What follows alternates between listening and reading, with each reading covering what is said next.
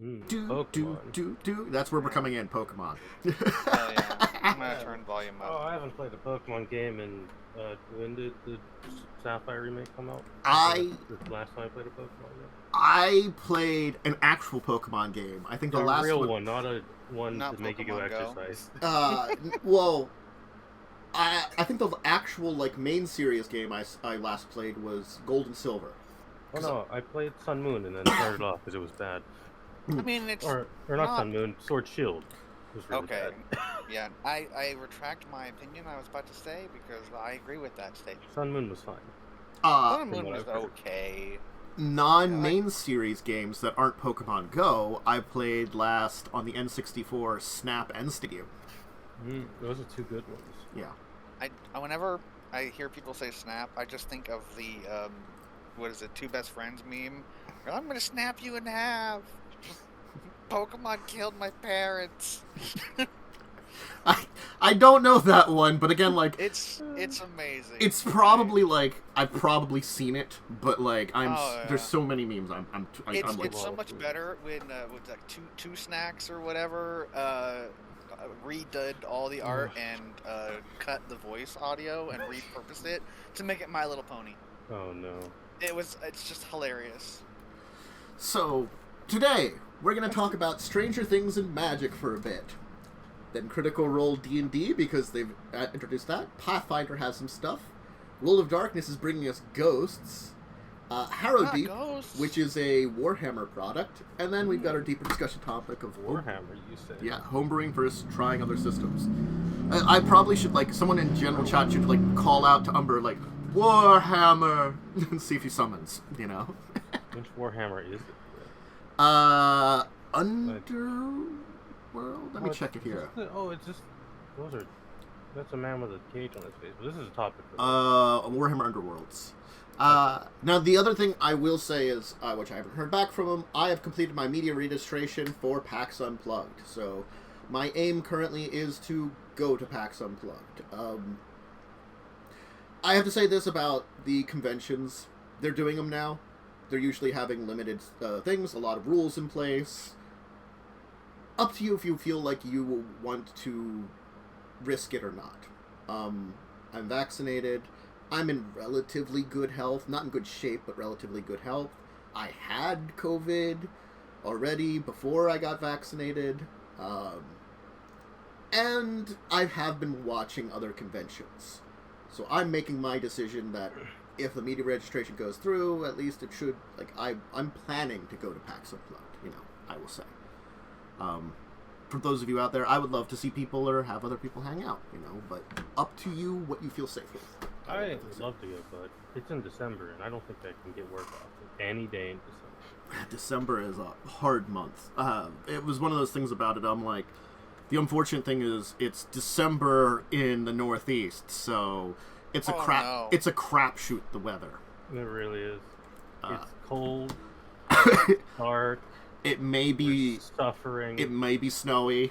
That's a random chance. Less in the last couple of years. I can thank global warming for that. Thank you, impending doom of the planet. Mm-hmm. That's a lie. It prevents. It changes our area just a little bit enough that we get we still get wetness, but it's less snow. It doesn't stick around as much, at least until January. Yeah, if it's snowing in June, we got bigger problems. That's Australia. We're in Australia. We've got big problems then. That would be Australia. So, Magic the Gathering has more of their secret layers, and I think this was announced a while ago. We knew about Stranger Things 1, but now you can take a look at the cards, and I'm gonna look at these cards. I have read up on these. I will put the link in chat here. I did actually look through them. They mentioned some other secret layers that I do want to make some comments on. But for these, Mind Flare the Shadow is actually a pretty good card that when I look at it, I'm like, I would play with that card. And that's an issue, I feel like. The rest of them, they're neat.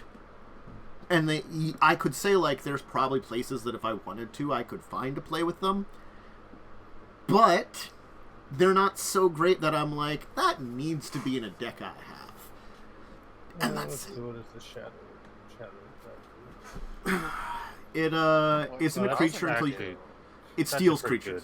Yeah, that's actually pretty good. Yeah, it steals creatures from the bottom of your opponent's library, and it becomes a 9/9 creature. 7 cost. Holy crap! Yeah, I mean the idea is even if you don't use it as a creature, you're still stealing stuff from your opponent's deck. Yeah, and that's really a powerful thing. I mean, like, you can get a lot of investigation with the chief. The artifact one, Dustin, 11 has a neat ability, but it's not super powerful. Like, I feel like you could build a deck with that, but I don't feel like I could see, like, a place for it. Returning the Dungeon Master, for that, returning a creature from graveyard, has it. Okay. The investigation with the Daredevil, okay. The Sharpshooter, that one's okay. And I feel like, again, that's another okay one. All of them are okay. I feel like the Chief, because you can investigate more than once. Yeah. And then all of them having the ability to have 2 commanders, if they have the ability Friends Forever. That's a thing that is a little bit like... That's weird. Yeah. I don't know. It's this weird place where I'm, like, looking at it and I'm like, if it wasn't for Mind Flare, I could probably pass this off about, like, you know what? It's neat. I'm sure there could be play for it, but I wouldn't feel like the uniqueness of these cards was too much, you know? Yeah, like, they're okay, except Mind Flare, obviously. I mean, Clue, I think that's just kind of bad. They have Clue tokens in one of the Innistrad sets. I just think it's like, like, I wouldn't put that in a deck because I don't really play for card draw that much. Well, the Clue is tokens, so it creates the tokens throughout the deck. Like, yeah, most of these cards are good, and then there's Mind Flare. Yeah, is just wow. Okay. It's expensive. It is expensive. Basically, you're paying $40 for Mind Flare if you really want to. That's what I feel like when I see this. That's the issue. Is sort of like and again, that's the problem with this one in The Walking Dead. You're not going to get reprints. Well, no. I have to say I did learn about some things. The Walking Dead one and this one are going to get magic versions of them, but they're going to be on what is the list, where you can only get list cards in one of 4 packs of not the draft booster packs, but the collector's booster packs, the new ones because they have 2 types of booster packs now, and the collector's one have a 1 in 4 chance of having a second card, which could be a rare, so you could have extra rares that cost more, and I hate them. Yay, more gambling. I hate them for that. Like, I've heard someone in the Magic communities, a couple of people talk about how, like, this is a side tangent that is related to this a little bit. The list is stuff that are reprints that could be needed, and they're ones that they don't have a place to reprint them, you know?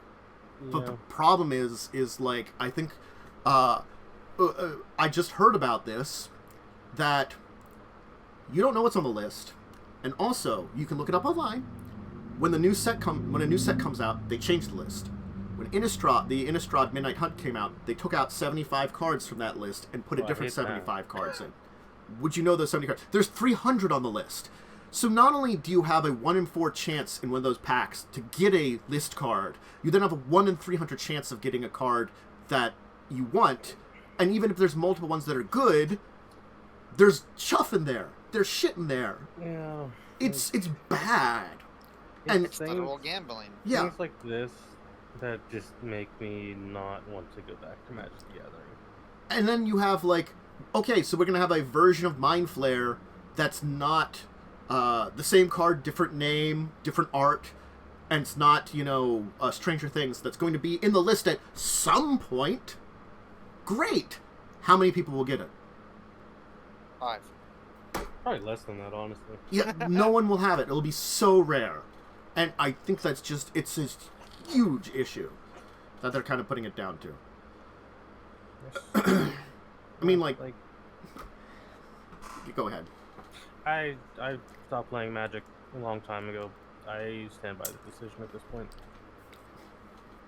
I've still been buying the normal release stuff, but there are certain things that I'm going to stop getting. Like I'm going to stop getting the I used to get a fat pack or whatever they call it now, and a booster box, and then like if they have like certain decks along with a set, I might get those depending on what's going on.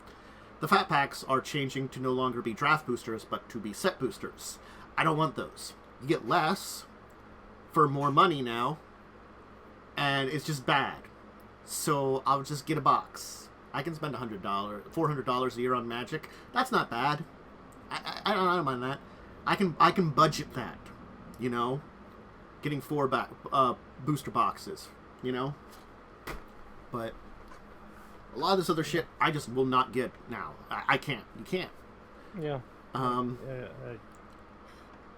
It's the age-old thing of you go after the whales because they make up more money than any of your other casual players. No, pretty much. And pretty disgusting. I'm gonna say this. Corporate. Yeah. They showed off with this Stranger Things one a bunch of other secret layers. I don't mind any of them. They're weird art, there's got like... I think these land ones are kind of ugly, personally. Yeah, they're style. Monster Anatomy looks really cool. Big fan of the movie poster ones. The movie poster ones are real cool, because it's got like... Because the thing is, a lot of these don't have like the words on the cards. It's got the words on the cards as if it's like the flash of like a old poster, and I like that a lot. Very cool. Big fan of that one. The read the fine print, it's fine. It's a theme. Yeah. And they're powerful legendary demons. So, like, I use Demon Lord Bells and Lock because that's, in my game, that's Carrie's grandfather. Hey, he's showing up. And I thought the Thrilling Tales of the Undead is a neat one, too. It's another one of that kind of same style. Like, they got good style for... Really like the 1940s and 50s movie posters. Yeah. If you want promo, like I never try to collect promos, but I understand promos are cool, and I respect them because they're usually like special arts. I always see secret layers like this as promos. If you like the art, or if you think that the cards are something you could use and it's a good deal, great. The rest of these are fine, other than the fucking... Also, these other ones are cards that appear elsewhere. Yes! For the most part. They're reprints with a different style, which is fine. Mm-hmm. Which is what I think Secret Lair should just be, but I'm not an executive at Hasbro, and also they'd kick me out because I don't want to make all of the money that exists. No, you have to have all the money. They're just going worse. They're going worse. It's Hasbro. It's Hasbro. But speaking of Hasbro, we have yet another thing to talk about, and this is... Did we not? And so we did. Oh, an announcement that I saw, and I was like, really? Not only is it Critical Role, which we already had a D&D Critical Role book, it's an adventure. It's a campaign. I will preface this by saying, right, I enjoy Critical Role. I like watching it. It's an entertaining thing for me. I hate that they're tying themselves to 5th edition more and more as an actual product now. The book that was originally released, the Explorer's Guide, whatever, cool, it's another setting, and it's an interesting setting. Yeah, I'll agree with that one. Adventure, I don't think this really should have happened or needed to exist. Because unless it's written by a certain person. If Matt Mercer didn't write it, it's not going to be Critical Role. If Wizards people didn't write it, it's not going to feel like a D&D adventure. I don't know who wrote it. That's a question. I couldn't find that information. It could be a couple people writing it together, and that could happen. I think if Matt Mercer was involved with it, it'll probably be Critical Role, and Critical Role fans can play it and be happy. I'm not going to buy the book. I don't care enough. Well, I don't mind a book being played on stream. Like, I do have to give an example of when, back in the day, before it, fell apart, I didn't watch a lot of it, but I watched basically the first season of when Curse of Strahd came out. They had dice camera action, and I enjoyed watching Chris Perkins run the blue module he helped write. Yeah. And it was a good way of showing it off, and I'd be like, wow, this is cool. I kind of want to run Curse of Strahd. This is the opposite. This is the campaign has been run. Here's the adventure to it. So it's not the adventure that's been done. I think it's a different adventure, right? It's not just going to be here's campaign 2, play it for a billion years. Yeah, I guess it's like they're saying it's kind of more inspired, I guess. It's inspired by the series. Also, my worry is because they're like talking about some shit where campaign 3 is this just a tie-in to campaign 3? Is that all this is? No. That's kind of what I feel like reading this description. That this is just a campaign 3 tie-in. That'd be awful. It's the movie tie-in, the D&D book. Yeah, that's not good. I don't like it. I've seen a lot of pushback against this book as well. And I've also seen people, like, oh, it's a good thing. Most people just don't care. I don't. I've seen a lot of pushback against it. Like, I don't get a lot of D&D books, but like, I usually can, most of them, I would say like, oh, that'd be neat to own. Yeah. Like, even a lot of the adventures, I'm like, that would be neat to own. This is one of those ones that I'm like, I am not enough of a Critical Role fan to be like, and again, like, the Critical Role campaign book, that I'd be like, I would need that first before this one? Yeah. And I don't even have that one. That was like kind of, because it has items and a new school of magic in it. Whole new school of magic. I don't like that. Yeah, it's like gravity fucky magic. I don't like that. And it's overpowered. Grumble, old man. No. Overpowered magic is time magic. True. The most powerful magic of them all. Chronomancy. Chronomancy. I thought the most powerful magic of them all is a punch to wizard's face. That's a gun, actually. Just a real gun. Just a gun. I use gun magic. Hey, don't steal my character, alright? But no, I mean, honestly, I don't want them to fail, but I would like them to not succeed enough to encourage more of this shit. Let me put it that way. I don't want them to fail. I just want them to not succeed. It's the book I want them to break even. Right? It'll sell. They've slapped Critical Role's name on it, so it'll sell copies. Will it sell enough? I don't know. I don't know if enough DMs are gonna buy this book. Because that's kind of who buys these books. This is just me projecting, right? So feel free to disagree with me. Yeah. I feel like most DMs, like long-term DMs, probably don't like Critical Role. I think it's like 50-50, right? Because you get a lot of players that are coming in brand new to D&D, and they're like, "Oh man, I love Critical Role." Okay, well, this isn't Critical Role. Yeah.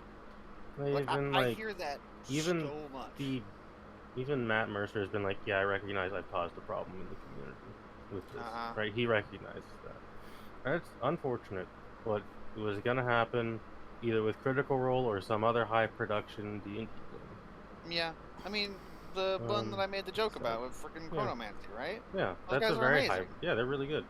High rollers they also have contributed to that kind of expectation problem. Yeah, there's a lot of like really high production, like D&D shows. As a show, they're great, right? As a D&D game, they're not representative. Exactly. And I fear that this book will kind of cause a resurgence in that quote-unquote Matt Mercer effect, because it did kind of go away for a little bit. Matt Mercer effect? That's what it's called. Where people have their super high expectations that this isn't Critical Role. Fuck you. I kind of feel like problem. I feel like it's this way in my mindset for it. I had nothing against Critical Role. I tried to get into it. It was fine. It was just too many episodes. So I had a lot of episodes. That's kind of. I came in when there was like 100. And at one point in time, I started watching campaign 2 when it was at like episode 30. So I caught up like in a As a normal human, I got up. See, like, Normal human. if someone told me there's 100 episodes of an anime, I might consider it because not only are anime like 20 minutes. Anime's not 4 hours long an episode. I can watch anime at double speed because I learned the comprehension for that. And the thing is, it's something that I've noticed I can't do with normal TV because I can read the subtitles and process the subtitles, but if I also hear the words, it messes with me. But I still want the sound effects, so I can't really do English TV this way, but I've kind of trained myself because the Japanese, I recognize only portions of it. I'm not so fluent that I can't be, like, put off by the second language. So I could watch that 100 at 10-minute intervals, you know, while Critical Role is, like, what, a couple hours apiece? It's a minimum of 3 hours an episode. There are some episodes that are upwards to 7 hours. That's too many hours. That's a lot. The final was like 7.5 hours long. Which is wild that people sat there for 7.5 hours and played D&D. I feel like it was longer than 7 hours, and they cut out the breaks. No, they don't. They don't cut out the breaks. The VODs are like completely unedited. What? Yeah, it's a completely unedited show. Like I cut out the breaks. That's all I cut out of editing. Like, I feel like it's the minimum of, like, hey, you don't have to have the breaks. They just upload the VODs. Wow. I can't imagine sitting for 7 hours. The breaks are like 50 to 20 minutes long. So Yeah. I don't understand how people watch this shit actually live, right? Because I would get bored in that 15 minutes and go do something else. Well, I can understand, like, having, like, a 15-minute break sometimes. You need those longer breaks. Well, you should get up, because you're sitting for a long time playing D&D. Yeah. Right? You need to get up and stretch those legs. Snacks. Yeah. All those regular human functions that your body needs. Human functions. Yeah, we're not quite robots yet. Not yet. Soon.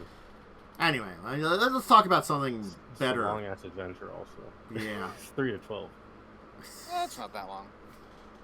It's no Dungeon of Mad Mage. You're going to 24. No, yeah, that one's like 1 to 20. But the thing is, it's that thing's like pure combat. So of course you're getting a billion levels. Oh yeah, it's just a dungeon crawl. All combat. Yes, it really is. Anyway, so we're gonna talk about Piezo and Pathfinder. We like those guys. The big thing is they have a one-shot headshot the rot. Is an actual one of their one-shots they put out with pre-generated characters. Those are words. It is a tongue tie thing. It definitely is. Yeah. Headshot the Rot, and then of course they do have some more releases which I want to talk about. The one, because Guns and Gears is out, which has the Inventor and the Gunslinger. Oh, the Gunslinger's back. Yeah, they have some other things too, like Lost Summons and Grand Bazaar. Thought you were about to say Lost Mines of Falafel. I'm like, wait a minute, that's D&D. And an adventure for Starfinder, an adventure for normal Pathfinder, some maps. Wait, normal Pathfinder gets an adventure? I mean, like, second edition. So they went back to 1E. Sorry, everyone. They've gone back to first. The next part of the Starfinder Adventure Path, the next part of the Pathfinder Adventure Path, and next 2 parts of the Pathfinder Adventure Path, apparently, they're, like, yelling out about. But really the big thing here is, other than all these, like, products, it really is the Guns and Gears. What Piezo does best, product vomiting. Yes! Of which some of these I would like, it's like I go through them, I'm like, well, that adventure, if I read up on it, maybe I'd want to try to run it one day, or like, oh, that adventure pack. If later on when it's all the way out, maybe I'd be interested in that, those kind of things. And then there's some other products that are like, that's there. I just hope it's not one of those things where it's like, we wrote 3 different stories and then made them tie together. Oh God. I think they kind of do less of that now. They do better on having interconnected stories. Because Carrion Crown was like one of the first. Like, I think it's Giant Killing. I might not get that Adventure Path's correct name, but I remember playing through it. Granted, I will tell you, I had a horrible experience because of our DM running it. Because his style of gameplay was very brutal. Characters, you're going to be... It's very much so, I felt like Call of Cthulhu or Dungeon Crawl Classic. You're going to lose characters. My That's character. like the worst way to play D&D. One of those you don't have 4 character sheets and not ready to play kind of thing. Yes, that was the mentality he threw stuff at us with. Now the thing is, I can recognize there was an interconnected story between all these adventures. Barely. You know, it felt like the adventures we were going on were connected.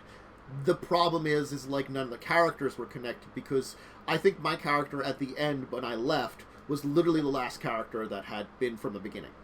I was the only one that had managed to survive. Because I was, I think, a support character. When you are running an adventure chat, you kind of need the people who are in the first part of it.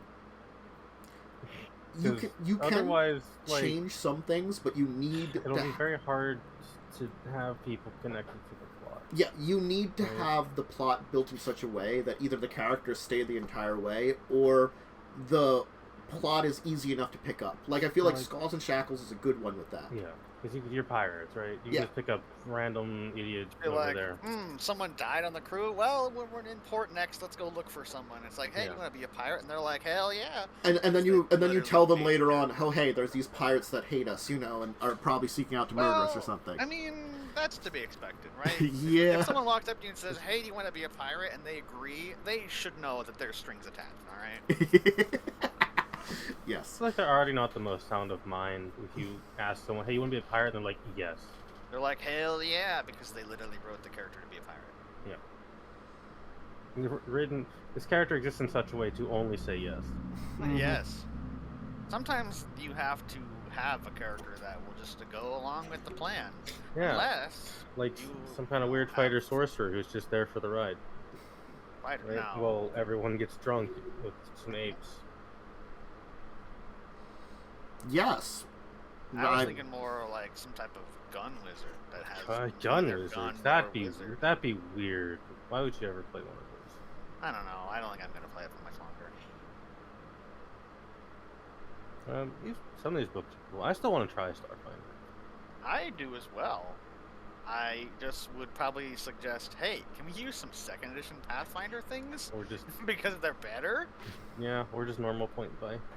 Yeah, I mean, it's like, you can optionally roll, or you can use our really terrible, like, stat array. It's like, you know how hard it would be to roll dice lower than your stat array? And you're saying that's optional?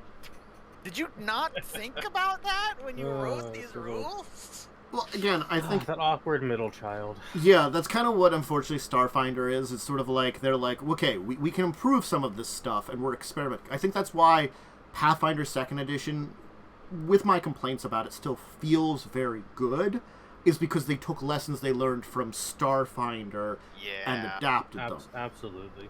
I kind of, like, besides the one obvious thing, right? I think I'd probably prefer Starfinder over 2nd Edition Pathfinder because it has enough changes to feel different, but not so much that you're playing an entirely different setting or system.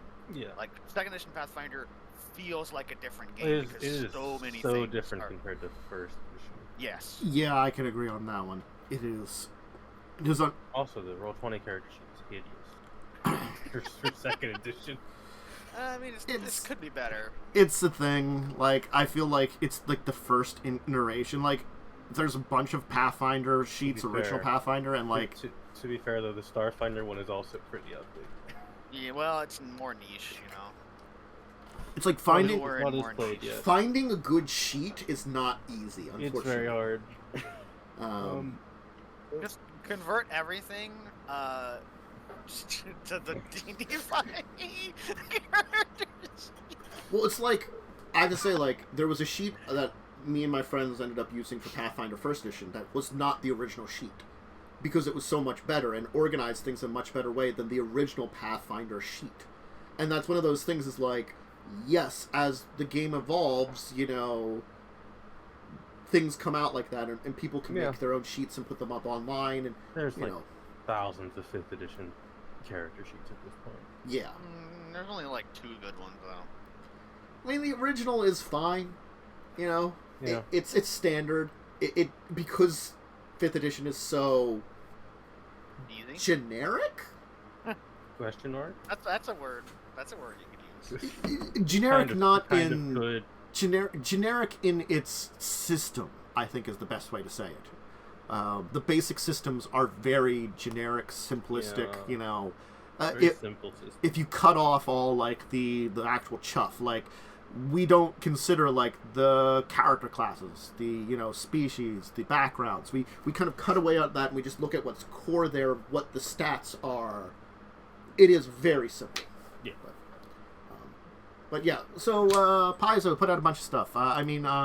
The one-shots are neat. I really want to try one of their one-shots that they've been putting out now and see how they actually play as a one-shot.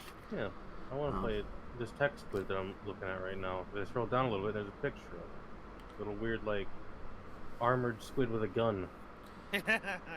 Like this one here, the Headshot the Rot, which looks to be like one person looks like I guess like South American tribal lady with that headdress with Mayan? Mayan with a sword and a pistol, and then there's like I don't know the dwarf with like the shotgun. The dwarf with a shotgun. He's like Byzantine.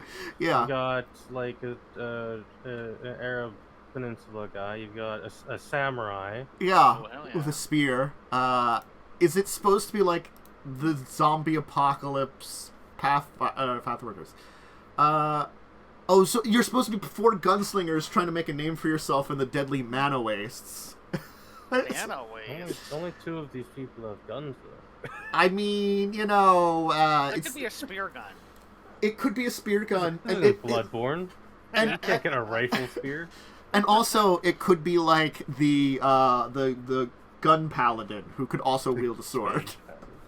Yes. It's I will holy smite you gun. with my gun. If I played a holy gun, thank you. I do want to play one of them. Granted, I played a holy gun in a Western setting, so it made more sense. No, Range smite. Become holy gun pirate. Smite your enemies from afar. Foul demons, begone! Boom! I smited thee. Let's talk about ghosts in World of Darkness, because it's not just any ghosts. World of Darkness ghosts? No, it's ghost hunters. But ghosts aren't real. No. Yup. The thing is, it's basically because they're real in World of Darkness. So it's like you're playing a role-playing game of like Phasmophobia or Yeah, one we of those could other just play games. real Phasmophobia. This is what it is. I I don't saw this and I'm I don't like, think really? I like this. Really? Yeah, you can say just such generic lines as "Are you here?" over and over again, and get nothing, Show and then be yourself. really It's mad. time. Give us a And sign. then when you've done literally nothing, you just get strangled in the corner randomly. Yeah, man, that last hunt was terrible. It's that problem that sometimes you can just not find a ghost. Like, it's so stupid. Like, I do Ghosts like aren't real, they're Phasmophobia. wraiths. I know, they're They're just different. wraiths. Uh-huh. Inspectors? Is that what that one was? Wraith inspectors are the only Wraith two that specters. No, there's shadows and There's also Oh, time yeah, ghosts, time wraiths apparently. Time Oh yeah, wraiths. time wraiths. Time wraiths. Yeah. It's anything that can be summoned by like one of those like an actual not 5th edition summon spell, because they don't have Yeah. proper spells for making undead in 5th edition for reason. You can make a zombie and a skeleton. Yeah. You can make. There's greater undead. That's like gas and ghouls. And Yeah. stuff. Oh That's man, kinda it. gas and Like 7th ghouls. level. Yeah. Mm-hmm. You can also summon demons instead. You can Yeah. also summon greater demons. Yeah. That's blood, or it's gonna rip you in half. So That's yeah, someone's blood. I mean, I feel like this is much more actual fighty ghosts, because playable options for the hunters that fight with blades and bullets, and those that fight with belief in supernatural Bullets? powers. So you can have both, like, I will use the cross to hold you back, or you can have, like, I'm gonna stab myself a ghost. I'm gonna use magic powers and the supernatural strength of to wreathe my punch it? blade in, like, holy magic and stab a ghost. I want to punch a ghost. Roll to punch ghost. I mean, you have the power of, like, your supernatural fighting abilities to wreath your fists You and have the ghost power punching of power. anime and God. Yeah, there you go. Look, alright, the only reason I put up with Monk in 5th edition is because someday I will get to punch a ghost. Well, Right? yeah. It's the only reason. So you're saying that I need to make a bunch of ghost templates for the Tuesday game? I'm not a pirate. I'm not a monk. I'm a Well, witch. there is a monk in the party. Well, the monk got eaten by a bird. Well, they survived. This looks like neat.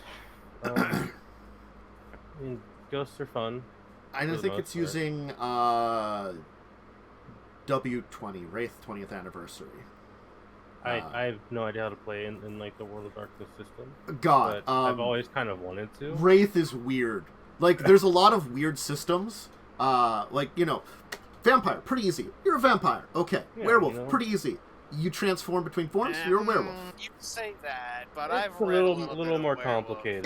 I'm saying the basic concepts. Mage. There's fuckery involved, but that's usually on the storyteller's side, not the player's side. You break reality and get punished for it. Yeah, that's mage. It's relatively simple for the players, complex for the poor storyteller. Then we get into things like mummy's weird. Nice. Hunter is pretty simple. You just try to murder things. No, Wraith is like you're a ghost and you possess people. It's not as demon's better because demon's like you're a horrible demon that's technically like a fallen celestial kind of creature, and you possess a body and like incorporate into its soul, so you're one with its soul, and that's where your character comes in. So like you're like, oh hey, while possessing this body I've like regained my humanity ish kind of thing, or my like sanity. Humanity. Who needs that? Anyway, it's weird. Just holding you back. And Yeah, it just makes you get demon's complex, but more understandable than Wraith. Wraith, you're just a ghost. You do ghost shit. And so this is, I guess, like, you hunt ghosts, so it works in Wraith, I guess. I don't know. You can play your Phasmophobia at a role-playing game. There you go. And murder the ghost. But you can actually deal with the ghost this time. Yeah, you're not just like, go in there and find out if a ghost is there, and then we'll send in the actual hunters. This is post Phasmo. I kind of wanted to get the books just from like kind of the memes and like just make a Phasmophobia the RPG game that's playing the Ghost Hunters World of Darkness RPG. So you do it like missions. Like, all right, we got a report here. Generic farmhouse. The team went in and they discovered these things, and they're really sure that it's this type of ghost. Yeah, you'd rename it to the different types of wraiths. But the important thing is only 5 different types of buildings are ever haunted. Yes. It's a haunt. Yeah, well, that's why it's like it's a haunted asylum. It's a haunted school. It's a haunted prison. But it's actually there's only 5 things that are haunted at all. It's a haunted log cabin somewhere. A haunted farmhouse, apparently. It's a log cabin street somewhere. House. Or there's just a house. Street house is just a house. Those are the only 5 types of buildings ghosts can live in. This is a little known fact, but there you go.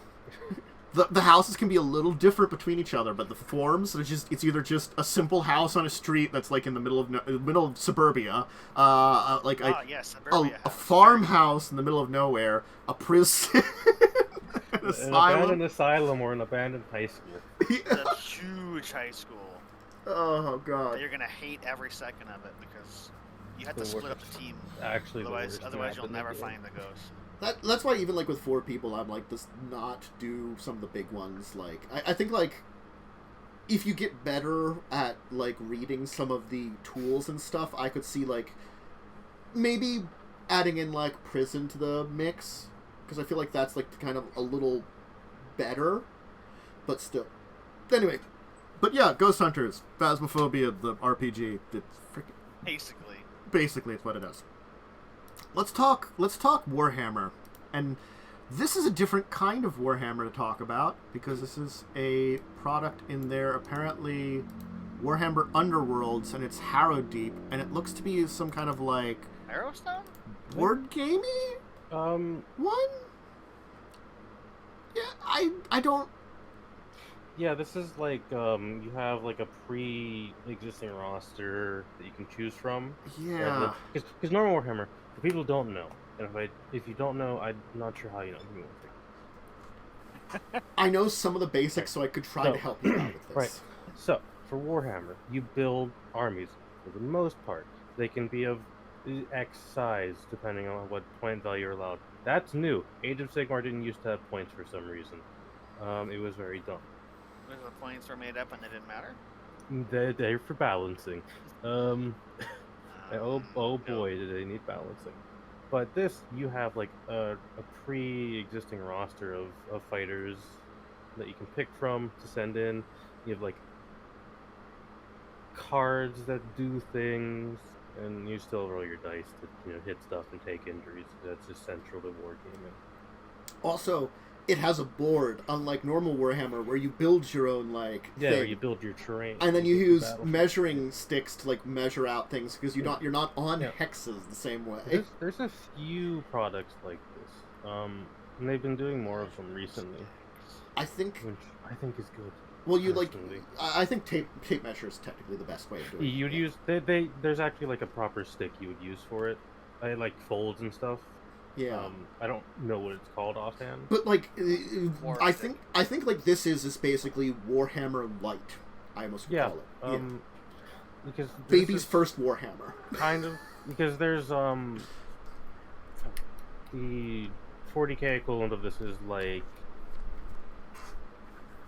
I fucking forget the name of it because it's a $300 board game that I'm not gonna buy. Oh, that's a lot for a board game.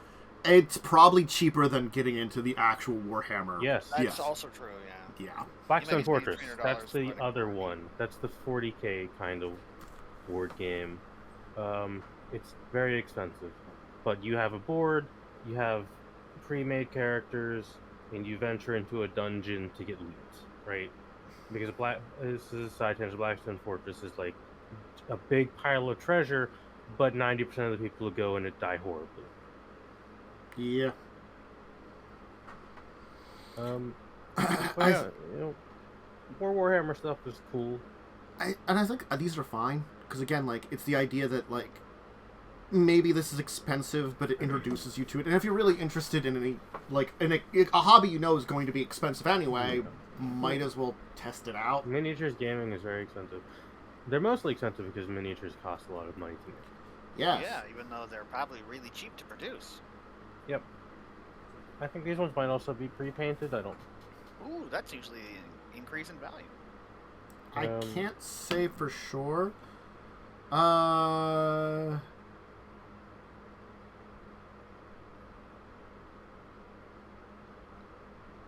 Okay, they do say they come in. They come in pre-colored plastic, so you can get playing straight away. They take a closer look at their sprues. What the hell's a sprue? I have no idea. I'd have to look up what a sprue I'm like is. So far away from the Warhammer community at this point. Because when Age of Sigmar came out, I was just like, oh, it's the mold stuff that comes out. So they're telling us that they do come pre-printed, pre-assembled, but they are showing off on this website what they come out of the thing mold. Yeah. Yeah, because so miniatures can be cheap or expensive depending on how you make them. I don't think that what's the Games Workshop. I don't know if they 3D print their miniatures, which would make them vastly cheaper. Because it would probably make them vastly cheaper, they couldn't charge $60 for miniatures. Yeah, I don't know how, because they're saying I don't have the inner workings of how plastic. they do this. You gotta assemble them. I don't know. Because I know Games Workshop kind of hard pushes back on the third-party 3D printing of Warhammer miniatures, even though there's literally nothing they can do to stop it, because the designs are different enough. So clamp that down. But yeah, I mean, this is cool. Warhammer's cool, mostly. Yeah. Yeah. Why don't we talk about our deeper discussion topic? We had some interesting topics to talk about today. I mean, we rebranded about some shit from Magic and Critical Role, and let's talk about something that does kind of relate back to 5th edition, especially for the conversation that started yesterday. So if you didn't miss, I was playing 7 days, or if you missed it, I was playing 7 days with Unfunny One, Josh, who I'm on the channel of for Star Trek, and he was talking about how, you know, there are two routes you can take nowadays that seem to be the popular routes because of the nature of 5th edition. You either play 5th edition, homebrew 5th edition, or there is a stigma kind of against the idea of playing other systems, but really that's probably a big option. I think that's that's the issue that I think I kind of want to bring up here, because he brought up an important issue, is that most people want to play 5th edition because it is the easy one, it's the standard one, it's the one everybody knows, it's the one you know you're going to have, and that's why there is these billions of 5th edition reskins that are being either sold or people homebrew the crap out of it themselves. I mean, there's so many. I mean, we played in one, right? Well, Dark Matter. Yeah, Dark Matter. I thought Dark Matter wasn't a bad system. There was a couple things that I would have changed, but that's because it was a homebrewed version of 5th edition. Yeah. I think their spaceship combat was not good, but their mech combat was fine. Yeah. It's basically like, here's your character, sort of. Yeah. As opposed to, here's an NPC stat block that you guys get to share control over, which is bad. Yeah, I think the ship combat needed a lot of work in Dark Matter. I think that was the big thing that I felt like had issues. Like, the rest of it was fine. I do feel like the unfortunate thing is you could use the system stuff they built really works in their world setting more than other world setting. It's very hard to adapt. Because I think when Joe was trying to adapt it, we were hitting more issues that we could see were because he was trying to adapt it more to what he wanted. And I think that's less of a problem with adapting and more of a problem with the system that he couldn't... It would be he'd have to homebrew a little bit more. Yeah, it didn't fit the 100% of what he wanted to run. Yeah. I think that's where it comes into a lot of this kind of stuff now is, yeah, there are other RPG systems, but there are so many, like, I have to say, like, I was going to wait to talk about it, but, like, I can mention it because I saw it. Atlas Games, they're getting ready to release the Kickstarter that we talked about when it was kickstarted, the Prehistoric Age 5th edition adaptation. Hey, dinosaurs can be useful now, right? Yeah, well, I mean, it's supposed to be... Actually fucking useful. Well, it's the idea that, you know, like, it's tribal, you know, more like, you know, ancient, you know, before civilization kind of things. It's an interesting setting. Different. But I feel like you'd have to throw a lot of 5th edition away in, like, equipment and stuff. I think that's the big thing, like, equipment. You can, like, reskin the equipment to something else, though, right? Yeah, you could have, like... To a certain extent, but, like, because, crossbows, like, they're just gone. Yeah. Yeah, you'd have to get, like, crossbows. Metal armor? You could reskin certain... It could be, like, bone armor or something, then? Yeah, like, you could have... Full plate, probably gone, I'll be honest. I don't think, there's only so much you can stretch. Or, honestly, probably the entirety of heavy armor would be gone. Yeah. I would agree. I mean, unless it was the bottom 1 or 2 might still exist. Yeah. But, like... I don't know why you even have plate, you know? There's so much just in, like, little things like that. Well, like, you can... Because you can make that shit out of bone plate. Because it's just, again, just bits of metal strapped to a thing. Well, but that's kind of what, like, hide armor is. Well, I was going to say, they could pull a Dark Matter and just be like, here's our equipment list, you know? Yeah. Honestly speaking. Yeah, you know. Which is probably what they should do. Yeah. Oh, yeah. I don't know what they've done with that book, but it's like Dark Matter, that one, other ones. These are 5th edition at its core, just with speckled paint on top. Now, they are big presentations of speckled paint, but anybody could do that on their own, too, and that's where, like, the homebrewing side of it is. And there's another system that's just 5th edition. Remind me what it was. Carbon 20... Oh, Carbon 20... Carbon bunch of numbers. Yeah. Yeah. And it's 5th edition Cyberpunk. And it's actually pretty good for the most part. It's got a few issues. I don't like how characters background is generated. I'm not a fan of that one, but Well, that was kind of cool. it's cool. But like, I'm generally not the biggest fan of if you roll dice bad, you fuck yourself over forever. That's true. But I feel like a lot of it in that is more like, here's some extra stuff. Yeah, it's mostly extras. So But I think it's a really good conversion. yeah. There's another conversion I read through, the Mass Effect 5e conversion. It's 5th edition at its core, with certain changes. There's no spells above, I think, 5th level, because Kind of makes sense, though. biotics in Mass Effect aren't that powerful. They're not reality shattering. The armor system is completely different, but optional.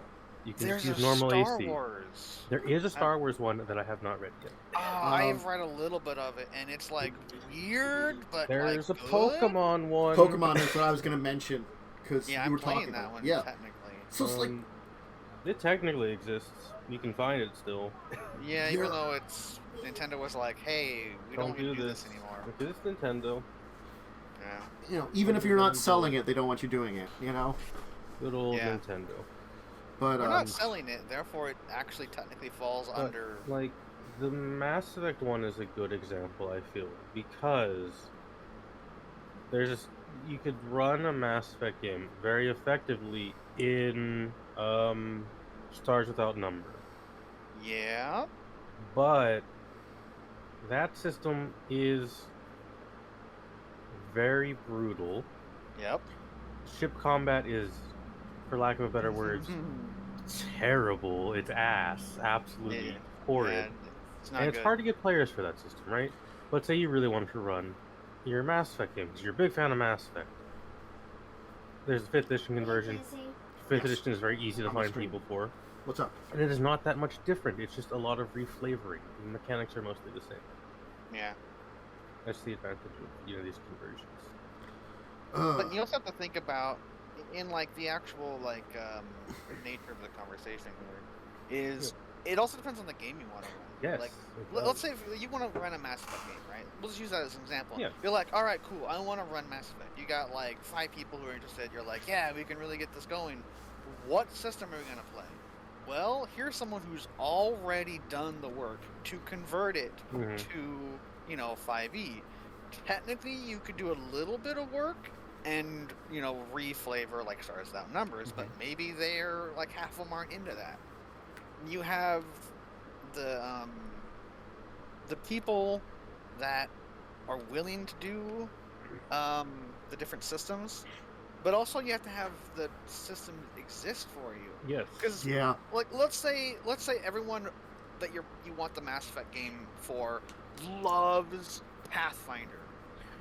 You probably can't do that without a lot of homebrewing. It would be a lot of work to get that to work in Pathfinder.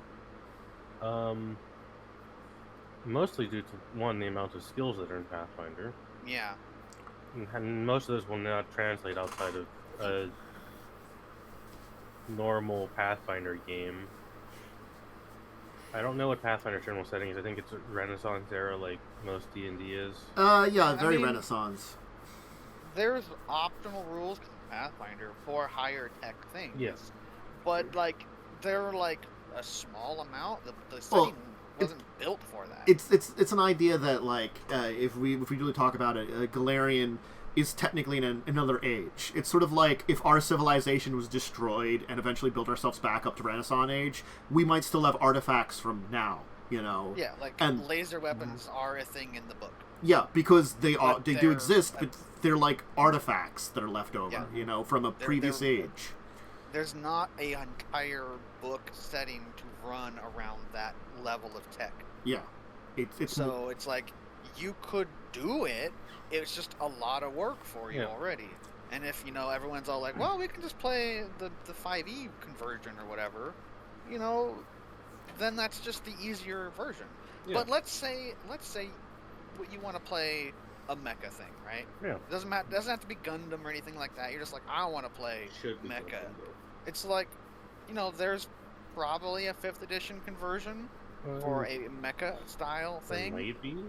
I would not be surprised if there isn't. But Dark there Matter has also- mecha, so I can say Yeah, like Dark Matter right there. There's a Final Fantasy conversion for 5th edition, right? There's gonna be a mech one. But there's other things. Stars Outnumbers has mechs, and pretty decent rules for mechs. Bessem. Bessem has awesome rules for amazing that kind of stuff. Yeah. And there's so many other things because that's a less narrow margin. Mhm. It's like you could be like, well, we can just play the 5th edition version, and most people will probably be okay with that. But that's a conversion and not something that was built from the ground up to be mecha. It would be like playing, kind of like, anime system. What is it called? Bessem? Yeah. The anime one. It would be like you want to do an anime game, right? You just play Bessem because it's built for that shit. 5th edition, you got to kind of stretch it to some work for that, even though there's probably conversions made, right? I'm sure. Well, the thing is, if we look back, I'm sure there could be conversions because we saw the conversions for 3rd edition, or it might have been 3.5. Mm-hmm. There was a Bessem D20 back then. That was a D20 system for Bessem. It was a thing. I tried running it. I got to be honest. It may have just been player stuff, but small side tangent. I was lost on that system when I attempted to go cinematically, saying like this. They were having like it was like a pirate type Bessem game because I was doing a little bit One Piece. With pirates lately? This was years ago though. This was like a lot of years ago. It was like a little bit of like early One Piece kind of influence. And my idea was doing like a pirate game where there was like, where people had powers and stuff. And like I had like the enemy captain as his ship was burning and he was going to die, pull off the mast of his ship and try to hit people with him. And someone was like, does he have the stats for that? And I was like, I'm done. Yeah, that's where it kind of falls apart. Right? Yeah, because it's a stat heavier system. And I'm like, in Bessem, I could just be like, totally has the stats for it. Yeah, it totally does. Don't look behind my screen. Yeah, well, like this is like, well, what kind of strength would he need to have that? It would be a ridiculous number, and it's like, Yes, whatever strength I say he has, damn it. The funny thing about that, though, is the new Bessem book, the one I've been reading, technically, you do have to have the stats for that. Yeah. But it's a whole lot easier to get them in that system, as opposed to, like, 5e, where it's like, the strongest person in the world has 20 strength. Yeah, well, I think that's what it is, too. It's the different scaling. Like, I think Bessem, you technically have the stats for it, but, like... It's not that hard to get them. You could also do, it like... really isn't. Like, you could also have, like, I think they've got, like, the unknown power or something. I don't know if they have it in the current edition. You just be like, how much strength does he have? Oh, he's got, like, a 16. Oh, he can't do that, but he also has the ability to double his strength. Yeah, something like that. Oh, well, that's what it is. Is like you can have these like points on an NPC that are variable that are for like, he activates like a final boss form, and in this case, he gets super strength to the last second to like pick up a mast and hit you with it, or something like that. And you can't do that in like Pathfinder and 5th edition. It's just like you have to have like 25 strength for that, and unless it's a dragon, it can't do that. I think that's the issue with 5th edition, and this becomes an issue rather than mechanically issue and societally issue is 5th edition is so synonymous now with role-playing. When you get to issues like that where it doesn't make sense with the system, people almost want you to go into that 5th edition. A lot of people do, and that's an issue, and I think that's an issue with a lot of newer players is 5th edition is what they know, and you could show them these other systems, but it's like it's an uphill battle with a lot of them. Yeah, I mean, it's like with me, right? I started out on Pathfinder. I played a bunch of other systems. I will still always get back to Pathfinder, basically, right? Yeah. Because it's just the system I know the most and I love the most because it's the one I started with. But yeah, I definitely know a lot of people who will try the systems, but will always default back to 5e because it's just an easy system. It's the first system for a lot. It's the first system for a lot of people, right? Surprisingly, a lot of people. It's simple. The actual mechanics are very generic and easy to understand. Like they break it down in such a way that it's the accessible system, and I think that's what it was good. It was it's super accessible. And it allows itself to have these coats of paint very easily on it, which is good. It's just that a paint job doesn't always work. Yeah. It also takes away from a potentially better system for the game you want to run. Mm-hmm. Like the mecha example.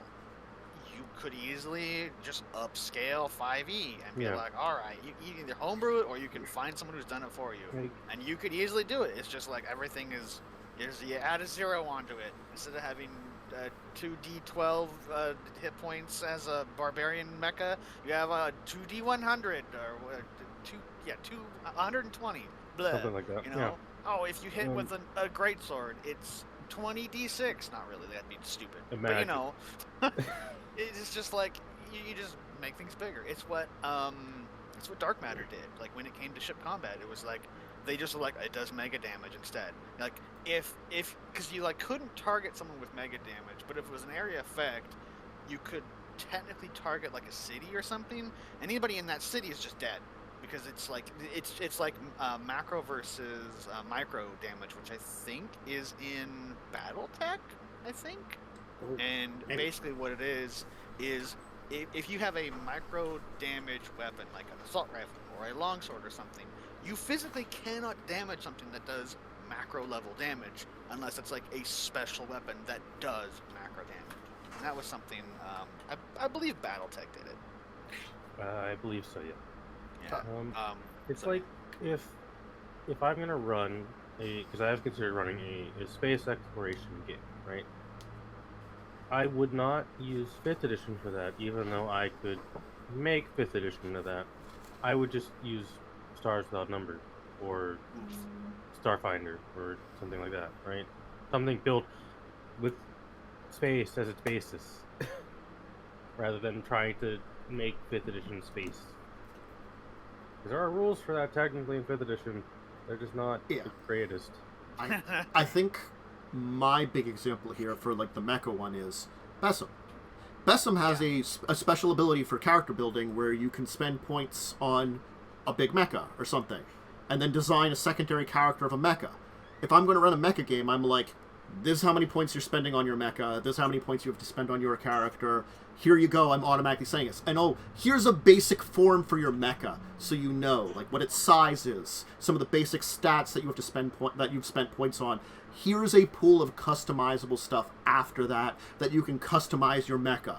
And if I'm doing a mecha game, that's what I'm going to do. It's like, here's your rules for customizing your Gundam, Granted, like, I think Gundam Wing's only the example of multiple Gundams, but, like, sure, why not? We could use that as an example. Yeah, I think... there's the fighter one, which was weird and stuff, too, but usually it's one Gundam, but, like, if you're more Gundam Wingy, where everybody has their own Gundam, which is fine. There's a lot of them that have more than one Gundam. I don't know. You are not a Gundam fan. There are a lot of Gundams. There's one Gundam. I know. No, I mean like. I'm thinking like the original and like. Original is like the only one that has single Gundam. The Iron-Blooded Orphans really the main characters only had one. No, I thought Iron-Blooded Orphans. Yeah, didn't they got multiple then? There was more in that because I only watched the first season, so yeah. Those were Noble's mobile suits. Well, I don't mean there's more than one Gundam. I mean like the main group usually only has one. Is what I mean, really. I'm sorry. Oh, Gundam 00. The entire team has Gundams. Okay. See, I don't remember that one. I was a bit overpowered. Yeah, but like there was like I think like Gundam really. like I was thinking like Gundam Seed, where like the main group only has one. The original Gundam, a lot of those like the main group only has one. But like yes, there are those that I was thinking like Gundam Wing, the fighting Gundam, some of the others. There are multiple Gundams in the same team work together, kind of thing. Yeah, so it does happen. They fight each other. Yeah. But anyway, so like you could come up with basic rules and then Sorry, I'm a Gundam nerd. add a design layer on top of it, and it's sort of like here's the basics of it, here's how many points you have to spend on your character, here's how many points you have to spend on your basic frame of your mech, whatever it's called, whether it's Gundam or something else, have at it, and I don't mind that a lot. I think that's the perfect way to play one of those mecha games, and it works a lot because it has the customization and stuff. And Besom's system is gonna be kind of like excuse me the hit or miss here. I think catch-all-y. Yeah, it's a catch-all-y, And that can have its issues too, because I don't feel like Besom is generic. It's catch-all-y, which is a different kind of issue that has. Basically, you can do whatever you want in that system because of the freeness of the rules. And the character building. And it's up to the person in charge, your game master, to basically say, these are limits, I don't know.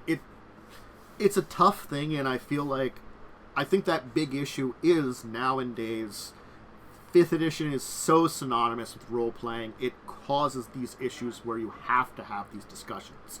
Where I think, like, if I looked back during 3rd edition, Pathfinder, 4th edition even, if I came to the table with, like, I've got this really cool RPG, it would probably be a totally different RPG system.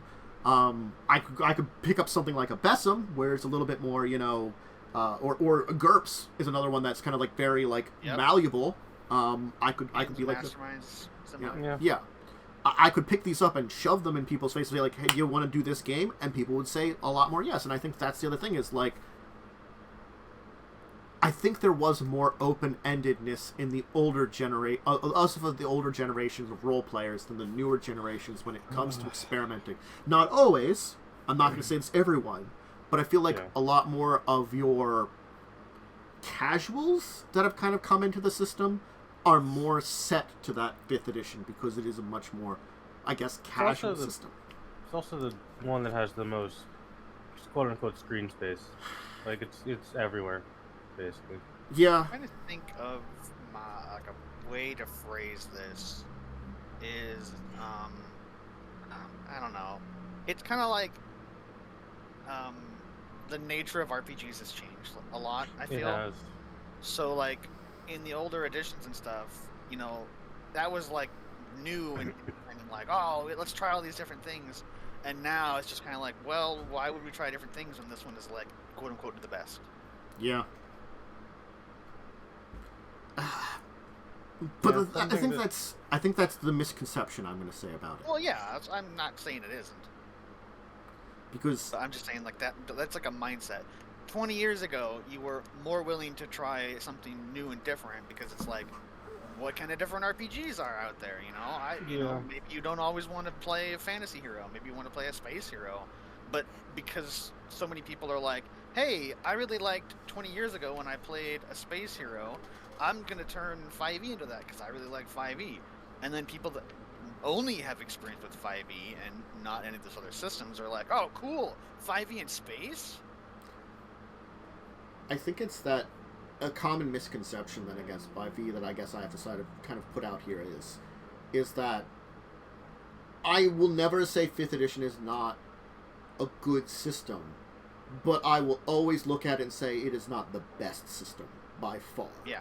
It is not the best. It is fairly mediocre when it comes to systems. It's just really well made, and its strong points are very strong. I mean, the simplicity of the system makes it really easy. If I want to run a 5th edition game tonight, I probably could. I could be like, tell people to make a first level character, very easy to make. I could probably in an hour have people set up for it and throw together an adventure and run it, honestly speaking, which is great. We've talked about like the depth issues and these other issues that yes, you can homebrew, but then it's like more work for you, and it's just it kind of depends on the people you're playing with. Yeah, like to bring it around to like I guess wrap up the deeper discussion part here is like I really like 5th edition.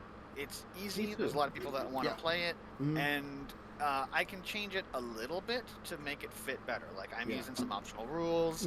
I have my own like home table rules that we're using to make the game a little bit better.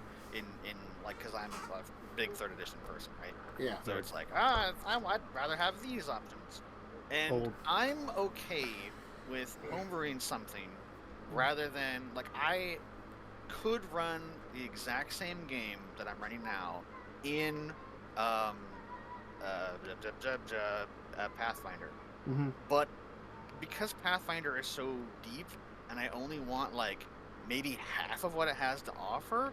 If someone comes in and we're like, oh man, we're doing this, and like, can I play with like this book or that book? I don't know anything about that book, right? And then and maybe they're just like, oh yeah, I want to play like this super mega time wizard who can just melt reality at the 3rd level or something. And then I'm like, yeah, I guess that's fine.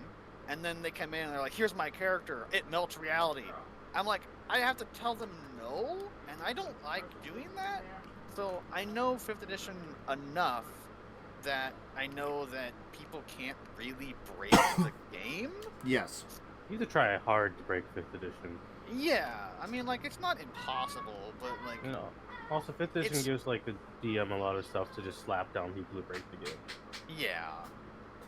I mean, like, I have to admit something about, like, when you say, like, break the game, I remember, it just harkens me back to the fact that, like, another system that, like, just the nature of it made it originally hard to break, and but, you know, unless you found really weird tricks, which they eroded out, man, no. 4th edition, there was a build when it was first made that you could, as a, like, level 12 rogue, I think, you could kill Orcus, who was, like, a level 30 enemy. It doesn't surprise me. Oh, it's hilarious. It was this build that you basically could give yourself infinite attacks. Oh, that sounds perfectly awesome. balanced in That's all awesome. ways. Well, they eroded it very quickly. Perfectly balanced as all things should be. But it was one of those interesting things about, like, yeah, there are builds you're always going to find. Like, I think even 5th edition has had some builds. I've made some broken shit in 5th edition. You have to put more effort in, and it's usually really obvious what you're doing in 5th edition. Oh, yeah. Yeah, it really is. Like, Pathfinder... I'm going to play a Warlock Fighter Rogue. It's like, yeah, no. Like, I mean... I could make a Pathfinder character with the most obscure shit that's really broken, and no one's... DM's not going to catch that immediately. 5th edition, I'm pretty sure people at this point know, like, what's the most broken shit. Because if you come to me and are like, oh, I want to play a Sorcerer Paladin, I'm going to be like, really now, do you? I don't know about that one. Rogue plus anything, basically. Rogue Barbarian is very broken, for example. Hey, everybody loves the good old Barbarian. Barbarian is great, especially if you take, like, the Tavern Brawlers, you can hit people with your instrument. Man... See, that's why I do enjoy a good Pathfinder, because they have the spell summon instrument, so you don't have to... You can just summon a magical instrument to hit people with. Yeah. Oh, come on! So dumb. I always loved that. Look, I think, you know, I think I've told the tale of Scrog, the troll, who became a bard and had just enough charisma to cast summon instrument. And since he was a troll, he had a lot of strength. He was a sea troll, and also you have to thank Pathfinder for the feat where, specifically troll feat, where they can eviscerate themselves, pull out their entrails, and read the future in it. That's horrible. That's awful. What? And then put them back in. Yeah, because they terrible. Regenerate. Yeah, it's sort of like, it's a terrible thing, but it's a powerful. You're just like, yes, there's the future. Just read the future with my guts. Oh, I hate that so much. That's awful. And they're just like, okay, I'm healing it up. That's good. There's the future. I know the future now. I now have advantage on all my attacks forever. But I had to, like, deal myself, like, 40 damage to do it. Holy crap. It was ridiculous like that. It was like 48 or something, which, you know, you're just like, you're doing a lot of damage. They heal it up pretty quickly, but, I mean, like, you gotta, like, pull it out for, like... That's so awful. Poor trolls. That is awful. Well, I mean, like... Horrifying. The troll did almost get killed one time when a T-Rex ate him, and we had to beat the T-Rex up to get him out. Because it's swallowed him. Regenerate, you know. Well, you can't regenerate while he's in the gut. So he was really? Yeah, because you're constantly taking the acid damage, which prevents it. Mm-hmm. Yup. Well, if you ever want to kill a troll, just drop him in a pool of acid. Yeah. Yeah, just summon acid. See, that was the advantage of Sea Troll, because they don't have the weakness to fire. They only have the weakness to acid, the Scrogs. They also had some other kind of stupid weakness that was water related, but that doesn't surprise me.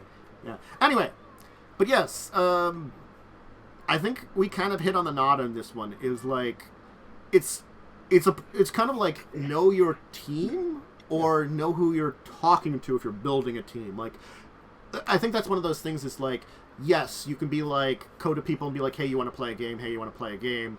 Here's the game I have, but that kind of people can back out then. So it's like you oftentimes want to be like, this is the game I'm going to run, and that you have to know who you're talking to if you're going to people like that. You know, it's like, if I had a game, I usually want to have a basic idea of it before I go to people.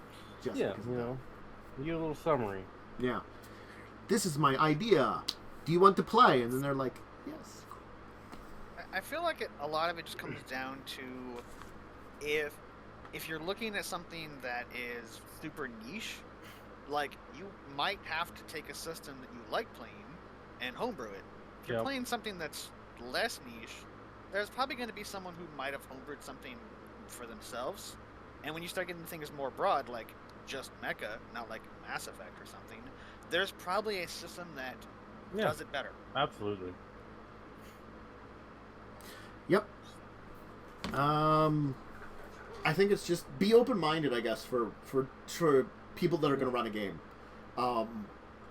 Keep an eye out to what the player base you're building will need and what works best for them. Like, because again, like, I know I have enough people I could talk to that whatever game idea I came up with, I could probably find at least most of a decent team.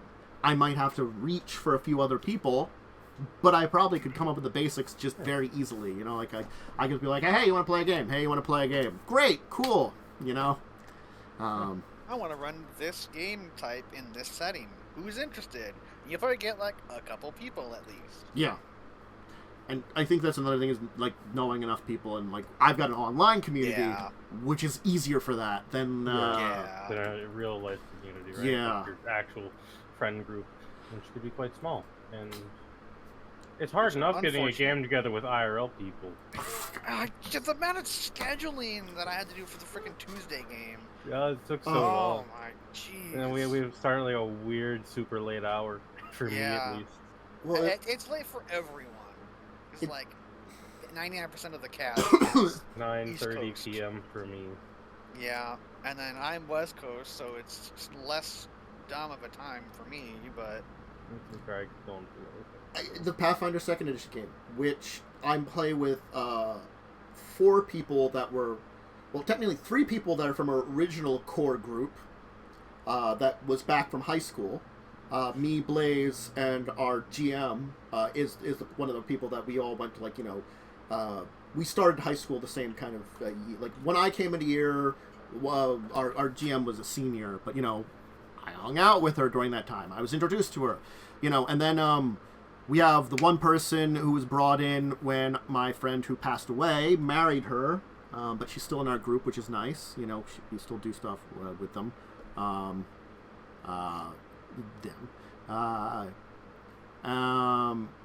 which is nice. And then like I'd done some games with my one cousin a few times, and I'm like, I would bring them in too, you know, and that was great. And you know, so we have a team, and I built that, but it took like, it's not easy because we had a long period of time.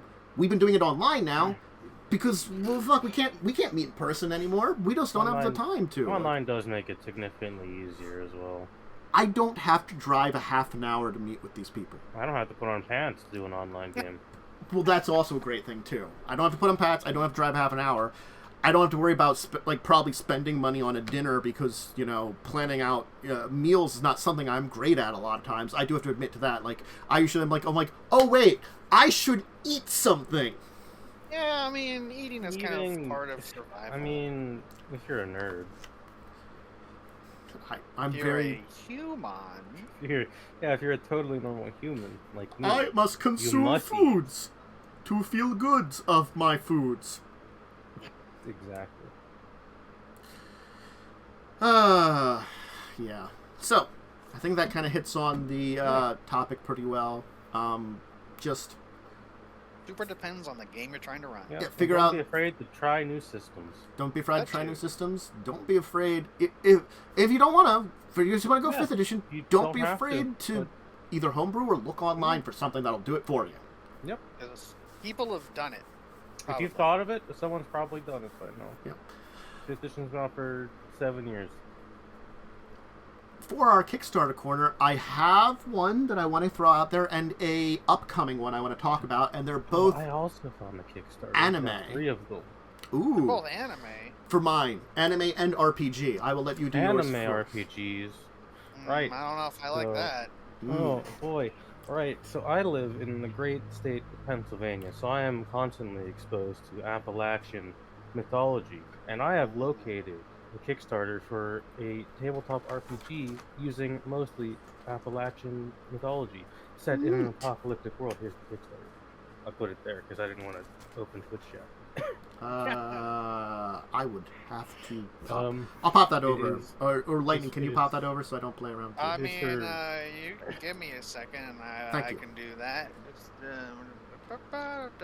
hang It on. is a supplement for Savage Worlds, which is a system I always wanted to try. Yeah, I know.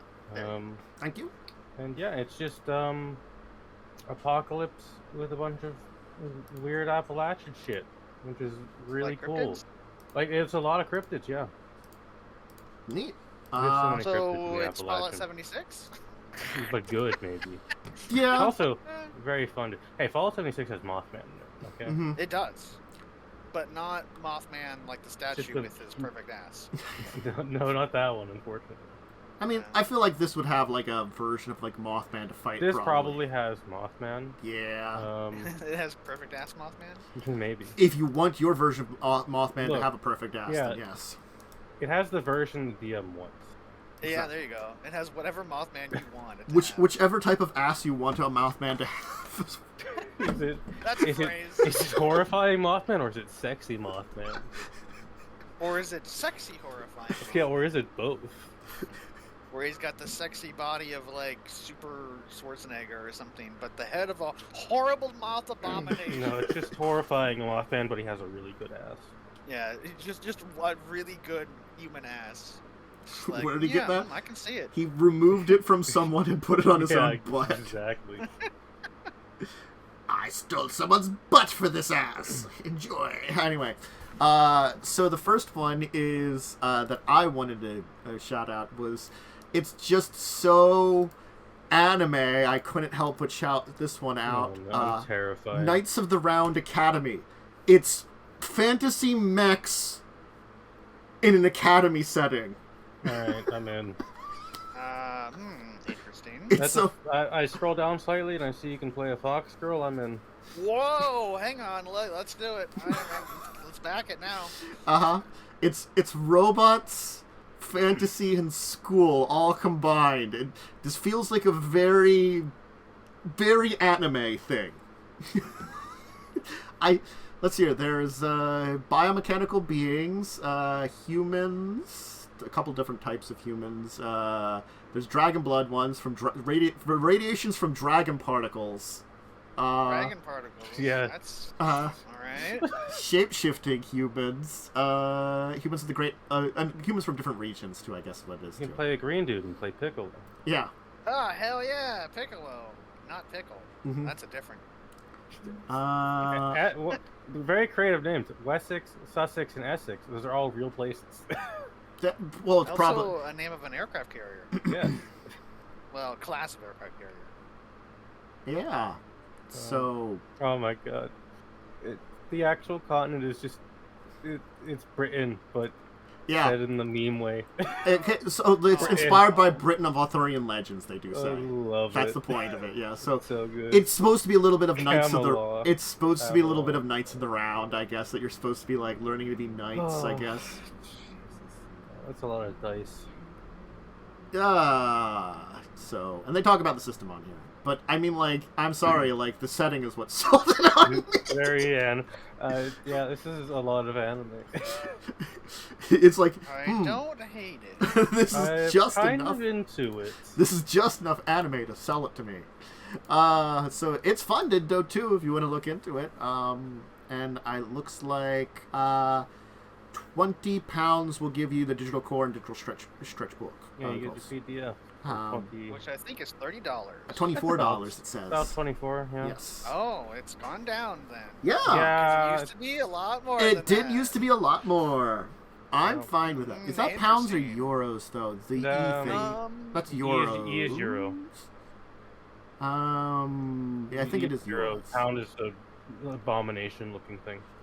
I don't. They. I don't mind them using the different symbols, but like I would like for like if I like highlight it, like I do like how Kickstarter does tell me how much it in the US, but I just want to know what kind of the original money is. Give me something more to tell me. Monopoly money. Much like England itself, the symbol they use for their money is also an abomination. Wow. Sick burn. Oh, this is being set out from Italy. Anyway, the other one, which isn't a Kickstarter yet, but I felt the need to talk about because it's a big name, because coming out next year is Cowboy Bebop the RPG. I hate it. I love Cowboy Bebop. But I'm going to hate the RPG, I'm sure. I might, I've done Cowboy Bebop in Bessem. I did that back when I was doing those couple of Bessem games I did with Tiv. Cowboy Bebop is amazing. It's such a beautiful anime. But will it translate to a game you play? I don't know. I feel like no. You're certainly not going to be as cool as the main characters, right? No, definitely not. It's not edgelordy enough. I think making your own main character with a great story, that's how much you can make a backstory and make a good one. The idea of just being a bounty hunting RPG in space, I mean, that's pretty cool. Yeah, and that doesn't require a lot, I don't feel like. The coat of paint, having it exact enough, that can always be an issue, so I don't know if they've been working on that. Like, the thing is, I just have seen recently, which I'm putting on the note of, is they're doing that live action Cowboy Bebop on Netflix. Oh no! Yeah, I did see that, and I hate that. It upsets me. I ran into images from it, and I was like, Don't make anime into something live action. It very rarely works. Yes, I will highly agree on that one. And we've seen points in time where it doesn't a lot more than anything. It's like a video game to a movie. Like it the Dragon Ball movie. That's really just bad. really bad. It could work, but you have to do it right or something, or like and to the degree it works, it's only gonna please people who actually like the thing that's being adapted already. Yeah. Well, I feel like a lot of times is either you have to be really beholden to like the basic story and hope that the basic story of whatever you're adapting works very well for a movie or TV series. Now I think the Cowboy Bebop one is going to be a TV series at least, so that gives them a better chance. It's a Netflix TV series, so it's not gonna. It'll hopefully not be the abomination that was Death Note. Yeah, that they have more time, and time is something important in that case. For a story told over 24 episodes, or was it 26 episodes? I don't know if you remember. It might be 26 because 13. Well, it's usually 10, 12 or 13 for a season in Japan, as I watch a fuck ton of anime and know that. Sometimes less, but that's rarer, so it could be either. But regardless on that one, however many episodes, they told a story over that entire thing. If you're giving us a couple of seasons of something that may be a little longer, you could probably tell a similar story, but the question is how well. There's a lot of issues from it. And those same issues do stem to other adaptations, like a tabletop role-playing game.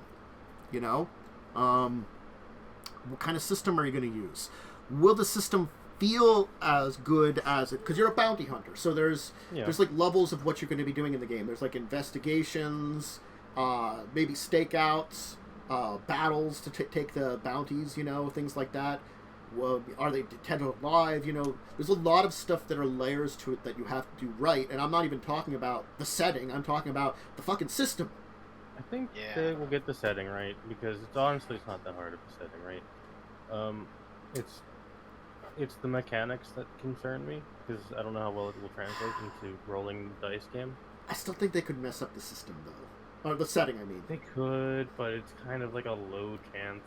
It's like... Cowboy Bebop has the advantage of it's not a complicated setting. They didn't expand a lot on it either. It's mostly just like, it's post-apocalyptic Earth, and there's space travel. Right? And that's really it. Well, they did kind of expand on it a little bit. I think Carol and Tuesday takes place in the Cowboy Bebop universe. And that's a singing anime. It might, I don't know. Because that takes place on Mars. Yeah.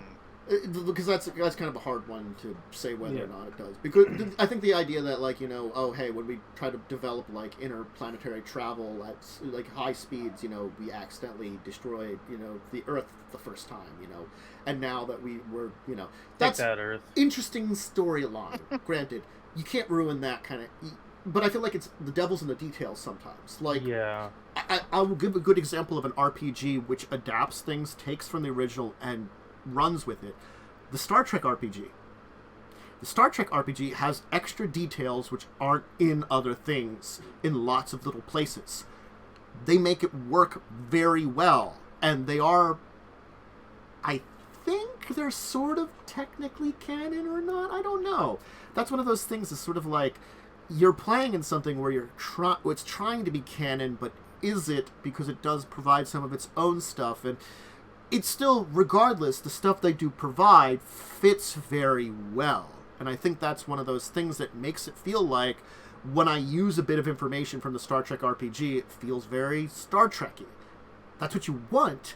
Mm-hmm. But certainly I've encountered things in other RPGs that are adaptations where you read about it and you're like, that doesn't work very good, And it makes you worry that, like, how well are they going to do it? Because, again, like, Star Trek... It's a big brand, but is it, like, gonna have... I feel like Cowboy Bebop, because I feel like there's a lot more crossover between the long-term anime fans and tabletop role-playing fans, because anime fans kind of came up at that same time as tabletop role-playing, while Star Trek has decades more. So yes, you have a larger fan base, but you have probably, like, I don't know as much of a fan base for that, so you could get away with more, I think, is what it is. That's what I was thinking, I don't know. I might be totally wrong in the amount of people for the various fan bases. It's kind of a nebulous thing to judge and guess about. Yeah. But anyway, it could be cool. It could be cool. Sometime, I think, early next year, they were saying. So, we'll see. We'll see. Yeah. Let's talk about our week in tabletop. What week in tabletop? Did anybody do anything on last Saturday evening? No. Sunday? I had a Sunday game. You had a Sunday game. We fought some crabs in the sewer, and then the sewer ghost talked to us. Not even joking, there was a ghost in the sewer. His name was Old Steven. He died down there, apparently. And he just kind of fucked off and left us alone. Good old Steven. We murdered a bunch of diseased crabs that were in the sewer for some reason. I don't know why they were there. In this landlocked region, there were diseased crabs. Also, like, they were like the size of a person, so like there were some big crabs. And we went to a fashion show, and the fashion show got attacked by some clockwork constructs because this country's at war, and the city and region is being horribly invaded and slaughtered. And our paladin almost got fucking one-shot by a clockwork dog, which is hilarious. Ow. Yeah. Poor paladin. So it's a combat. Probably had it coming. It's Lynn's character, so yeah. Any other Sunday stuff? Nope. On Monday, I did have a game. I did have my Pathfinder 2nd Edition game, sort of. We had a session of a leveling session. Oh. Yeah. Oof. Now, granted, like, I do have to say a couple of the people needed some help leveling, and I have to be honest, I have reached an issue with my character when it comes to leveling, for the way I built it. My bard character... So, the feat I get from Bard was fairly easy to choose. The only unfortunate thing about it is it replaces a general feat I'd taken. Now, granted, Pathfinder 2nd Edition does have retraining rules, and after this current adventure, we will have time, and I could retrain my feat that I took my general one. So I'm not worried about that. I took the better Bard feat. Came down to skill feats. And this is a complaint I do have about 2nd Edition is I don't feel like you get enough skill ups. A rogue gets a lot of them. Me as a normal player I've gotten like 3 or 4 skill ups, and I've focused them more into the things that are very helpful to me. And then the problem comes down to is a lot of skill feats you can take require you to have higher levels of skills than just the basic training in them. So I don't qualify for a lot of them, and there are no feats other than one that gives you training in a feat, in a skill. You'd need more than training to get the feat to upgrade it. Yeah. So they don't have that. Like, if I wanted to be an expert in something, I have to use my level up. Poor oversight. That's a major oversight. Yeah, well, that's a major design. The design flaw comes down to choices sometimes, too, Yeah. I feel like. If for me, I'm lucky because I have a special ability that I can use my perform for the level of feats I can take. Cool. So I'm a master in performance, meaning I could take master level feats for, I think, deception, persuasion, and intimidation. Cool. If I look at the master feats for those, only one of them might have been good for me, but the problem with that one was, and the setting we're in, the DC was based upon my actual deception score, not my persuasion. And I am just trained in perception, meaning it is a lot less DC. Actually, no, I'm not even trained in deception. I get a bonus to it because of the Bard feat, which basically gives me a jack of all trades. But it also means that my DC is like 8 less, or something like that, than it would be for my persuasion. And since Pathfinder 2nd Edition is a very subtle numbers game, you know... Yeah, I was going to say, is like, if you... Like, because the DC just goes up as you level. Yeah. And your skills kind of go up as you level, but you also have to have training ranks in them. So, like, if you just have basic ranks in something, and it's like, hey, you're level 10, you have to roll this thing, you probably just won't fail unless you roll a 20. Yeah. I mean, like... It was one of the things I don't like about that system. It's one of the few things I don't like. I feel like the skill things, it can get a little bad with that, especially with some of the higher difficulty things. It makes it that having more than just training will be needed for certain things. Like, there are basic stuff that it's fine just to have training. I got to admit, like... But certainly, I agree. There are things that, like, you need those higher levels if you want to do them. It cuts it off, definitely. And I think this is one of those things that I think, like, the skill system has this problem. So this is what really came down to, is, like, I had to take time to consider my choices for what's the best option and what's the most useful. Like, I chose one, and I think it was okay, and it helps me. It's not bad, but I didn't have any great choices. Like, certain choices, like early on, when I took a feat that I was like, oh, hey, the few times that we're going to gather information, I can do it at, like, half the time. So I can gather a lot more information. You know, when I get bonus information, when I gather information, and the very few times we pop into towns. I thought that was a great thing, and it works, you know. Are we in towns a lot? No, we're not, and that comes to an issue. We're very... At least right now, we're very, like, adventure-y, because we're in a fucking jungle adventuring and helping out some things. But, like, one of the feats I had an option for was, I could send secret messages in the words I have to my allies, that I would have taught them how I hide those messages, and my deception was DC for them to notice it. That's what it was. And I'm like, well, that sucks. My deception sucks. They're going to notice that I'm lying to my friends, you know, about shit. So I ended up taking a feat where I don't, for identifying magic items, I can't fail at it. I can't critically fail at it. I can fail at it and be like, oh, I can't identify this. And also, if it's a cursed item, I don't misidentify it, which I thought was really good. So that's what I took. I mean, being able to know if an item is cursed or not. Well, Guess no. what? the Game problem is you doesn't need a have critical rule for success. that. The thing is, you need a critical success to detect if something is a cursed item, and that's why it's like, unfortunately, because of the nature of a curse, it's really hard to. Kind of like in 5th edition, it's hard to identify a curse, but with a short identification. In 5th edition, you literally have no way to identify curses unless you use optional rules. Yeah. Well, this one, it's like they're at least, well, you have to make a critical success because it's trying to hide itself. And I'm like, that makes sense because I'm sure you can get like bonuses. Like, I think the identify spell might give you a bonus to your roll or something like that. And this is like, with my feat I just took, I'm like, well, you know, I just failed to identify it. And I'd be like, no, this is odd. I still don't know what it does. We probably don't want to experiment with it. You know, we can wait, you know, until we can really identify it. And then maybe we'll get lucky or something like that. It helps. But, no. That was that. And, did anybody do anything Tuesday? You might have your game Tuesday, I think. No. Yeah, it was canceled. Did I have Star Trek on Tuesday? I don't know. I don't think so. I think it was canceled because... Oh, Mads was not feeling great. Mads was not feeling great, and Joe was having a hard week, and has had a hard week, unfortunately. Yeah.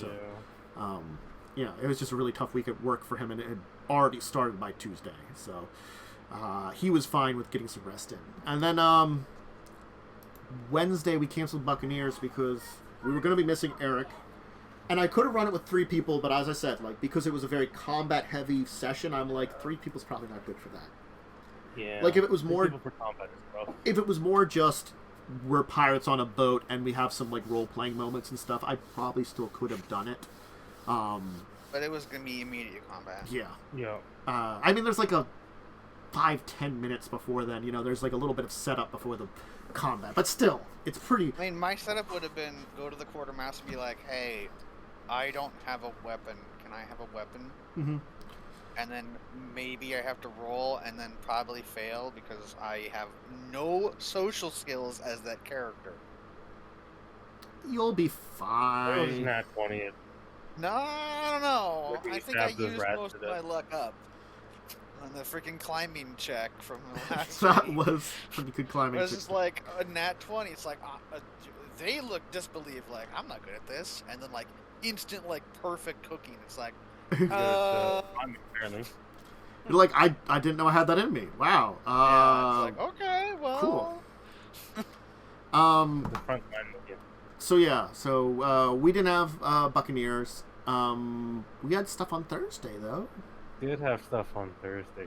I don't know what you guys were talking about cursed items. Those definitely don't exist.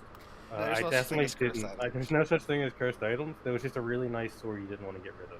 I mean, like, that's Jess's character. It's totally like that. I'm like, oh, I guess it was cursed. Ha! Cursed items don't exist. It's not real. I didn't think about that. I guess I don't understand curses.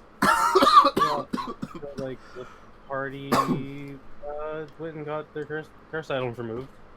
Mm-hmm. I can actually say what those did now. The one Lynn's character had was obvious. It made them hungry all the time, but only for raw meat. Yeah. Yours, Tantus, you could not do you couldn't do non-lethal damage. You could only attack with that weapon. If you attacked with any other weapon, the attack would instantly miss, and if anyone would try to take it, you would instantly try to attack them. Ah. That's what the will save was before. That's what that will save was for. You would have hit a shrine maiden with your sword Well, if you failed I mean, But- you would have tried to hit them. Yeah, she probably could have stopped it, and also probably would have understood. And Jess's curse was you use that and there's a chance you attack your party members. Mm-hmm. The best item ever, and it never got used. No, it never got used once because Jess, I think, forgot that she had it. It gives you like a barbarian rage. Yeah, and it's pretty good. Yeah, it's really good, except for like, there's a if you want to stop being enraged, there's a check. it's a high The check check. drops. Yeah, the Yeah. check drops every round. But basically, eventually, if there's no more hostile targets, you will attack your friends unless you fail or unless you succeed on the will save. Yeah. So you just you just go into berserker Really, rage. really cool Yeah. item. The party no longer has. So Rip. congrats. It's for And the you guys, best. went do your investigating thing. You found a cave full of kobolds. I murdered the shit out of them. God, if I rolled better, that could have actually been a thing. Yeah, no. You would have all Um, died probably. yeah. Honestly. I did get to pocket sand someone because one of the monsters had an ability just called pocket sand. That was hilarious, and I was. It was great. This little kobold champion ran out and just threw sand at the sorcerer's face and blinded him for like one. He's like, round of dick! Who throws sand at people's eyes? Like kobolds, apparently. It made sense for a kobold to do that. Yeah, I mean. My favorite part of that session was you all were like, "Okay, what's the plan?" No one said anything. Fireball, run into the cave, set off every trap in the way. Every single trap. Every single trap did get definitely set off. That was the thing that was happening. That's not my Kicked fault. down the front door, and then stepped on every landmine. Yeah, I, funnily enough, found out after the fact, if I had gone first with my passive perception of 21, I could have just seen all the traps. But instead, we just like, everyone just rushed in there. Everyone ran in, and like, all right. It exploded. I mean, like, I followed in because Kishu really ran in, and I was like, I guess I'll follow. When someone rounded the corner and like, all right, you see this? There's a cannon at the end of the hallway, and you beat that cannon. You're on the other corner. All right, you see this? It's another cannon. It's the bigger cannon. The bigger cannon. It also exploded on people. It was a real cannon. It lobbed like a small fireball, basically. Yeah, Badger went boom. It was Badger very fell boomy. down the hole. They got some magic items out of that. And Yeah. Put a loot list in the Discord somewhere.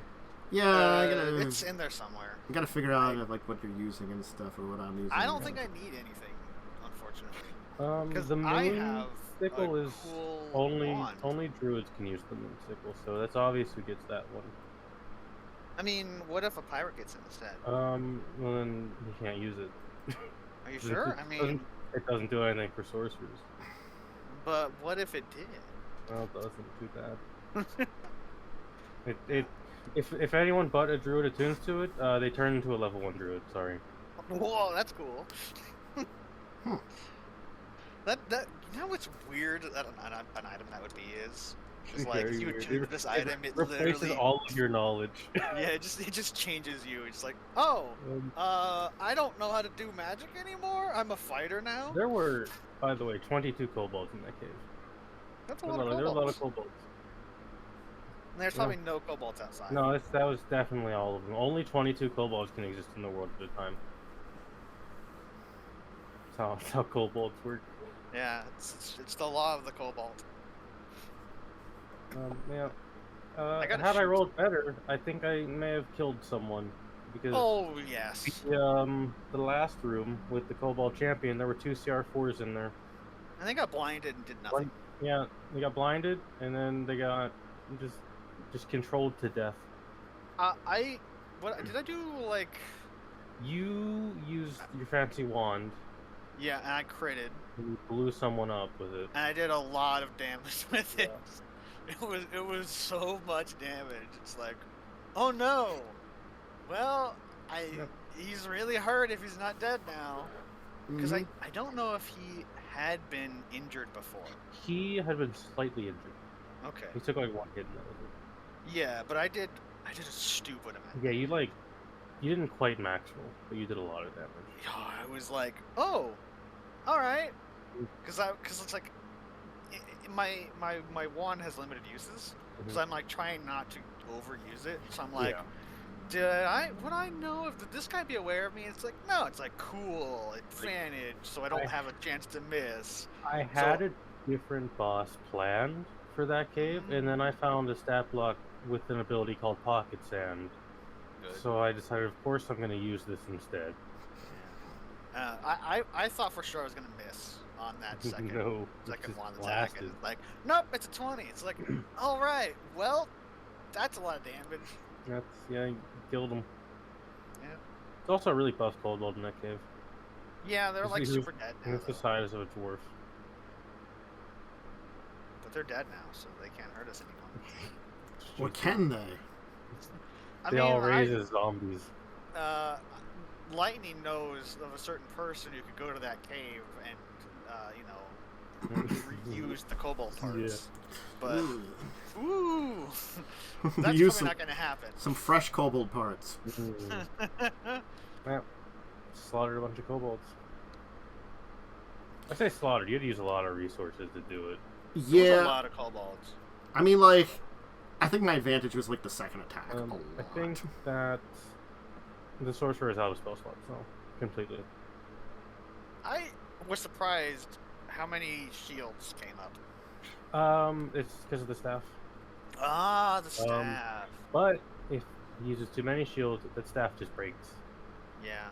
So this is a random side tangent thing. It's something that came up in my mind when we were playing, because we were talking about, like, it's bonus to AC and blah blah blah. Yeah. I am kind of in the camp where I usually just whatever the DM rolls, the DM rolls. I like, I like open roll a lot because I feel like it makes people like feel better about it. I don't care if other DMs don't open roll. Like, it's like, does this hit you? Yes or no? It's like, oh well, yeah, that hits. It came to mind is in when someone that I watch play and is a DM for me, is they always roll dice. They don't use the program. They roll physical dice and add all the things together. So, you can't be like, oh well, I cast this, and it's like, oh well, it misses now. Because they don't tell you. They just say, what's your AC? So you could be like, all right, I cast shields. Like, all right, it still hits. Because you don't know what the number is. That's meta knowledge. That is a little random side tangent that came to mind when we were playing. It's like, your character doesn't know what they rolled because the roll is meta. Nope. Yeah. That's just the unfortunate part of open rolling. Yeah.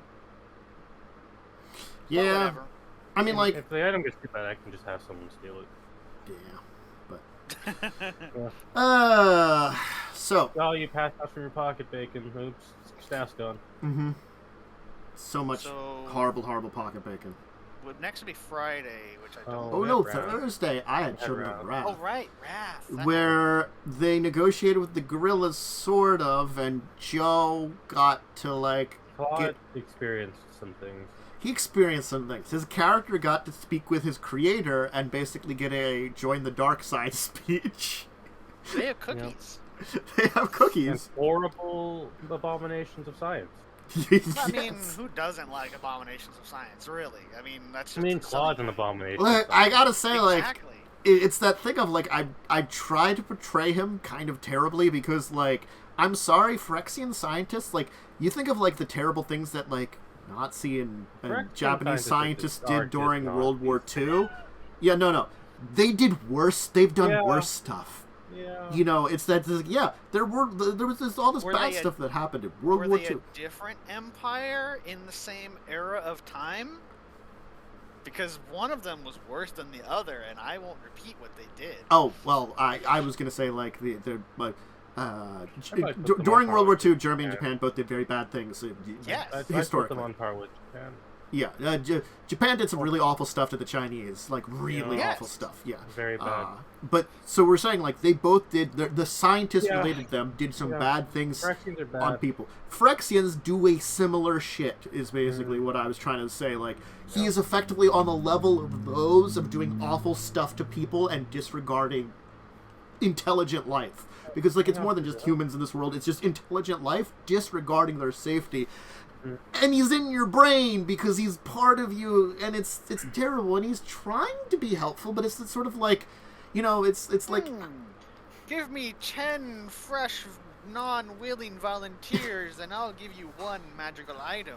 I'm trying to go a little bit more about the Operation Paperclip, taking in the Nazi scientists after World War II and bringing them to America to learn stuff.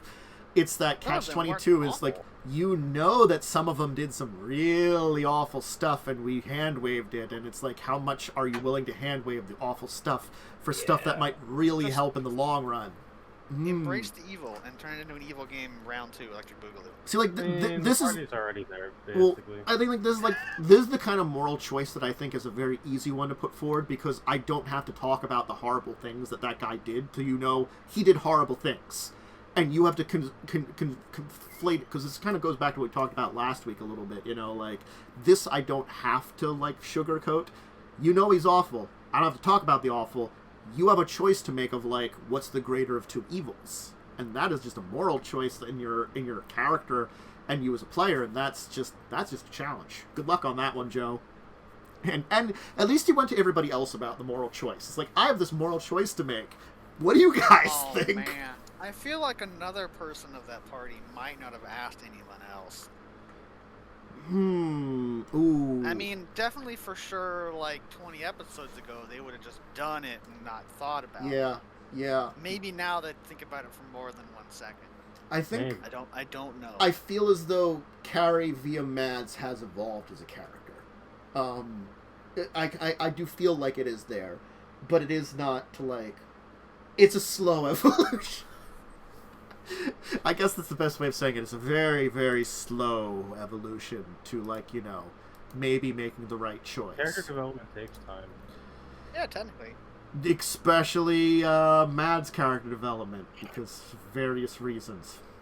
Yeah. Mm-hmm. Icky, sticky. But, yeah. So, My favorite part of that session was one I got to say more than 5 words. That was amazing. That's always good. Also, did Tantus turn you up? Because I said something in chat. I did turn you did. up after. And then my character being like, "Oh yeah, like you guys are weird and all, but my daughter's weird." And the immediate reaction to the rest of "You have a daughter?" As if, and then Carrie and me like, "Can I fuck her?" Which I expect at this point. No, of course you cannot. Why would you ever ask that?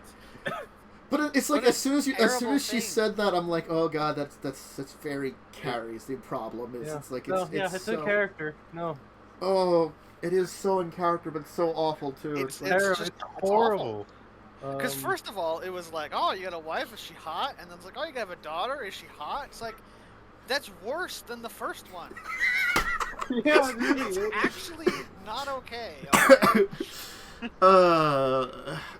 I feel like that's another thing that's like is Kaz as a character developed, because Kaz is trying to like keep Carrie in line somehow, and it's mostly doesn't work. But he tries. That little goblin tries so hard to make sure Carrie doesn't do really bad things. I mean, I probably wouldn't have, kept trying at this point. I don't know how long the game's been going on for, but it's for a while. I probably would have given up after like 10. Yeah. Honestly, I can see that. It'd be like, oh, whatever. If you do something stupid and get yourself killed, that's on you. I'm not your babysitter. Well, I think it's because Kaz interjected the character as babysitter almost, Yeah, but like, there's a limit to like patience in any type of creature, right? I think it's because Fish and Mads are basically kind of like me and Joe. Yeah. Fish has infinite patience for Mads' shenanigans. Just like I don't have infinite, but I have nigh infinite patience for Joe's shenanigans. I can also say like Joe's got less shenanigans as he gets older. Give Mads 10 years and she'll probably have less shenanigans. She's still young. We're old. Mm-hmm. Yeah. Welcome to the old person podcast. Look, if I took Joe from 10 years ago, the amount of shenanigans I would have gotten from him would just be, off the charts in comparison. I'm used to it. Joe-nanigans. Shenanigans. But yeah, so I guess we didn't have a lot of games, and no, because a bunch of them got canceled. Yeah, I mean, like, you've sort of made nice with horrible, like, gorillas. That's nice. We're not really horrible. Nice with had weird like elves. A drug orgy or something. No, yeah, everyone booze orgy. Got like really drunk. And Yeah, the squirrel got really drunk and didn't die. well, I mean, They should have died. Squirrel really should have died. Every time stupid stuff happens, a squirrel has to die. Drugs, alcohol, anything like a that. Constitution save with advantage, and you know the two. Disadvantage. I rolled with disadvantage. It rolled a 20 and an 18. The squirrel chose life. That squirrel could handle its alcohol. Jeez, all right. In that case, I'll allow it. Yeah, that squirrel chose life. It also really should have died. Yeeted 20 off of that. Squirrel should not be alive. It shouldn't be. It really shouldn't. But also, I'm saying like it's probably addicted to booze now. It'll die in the future.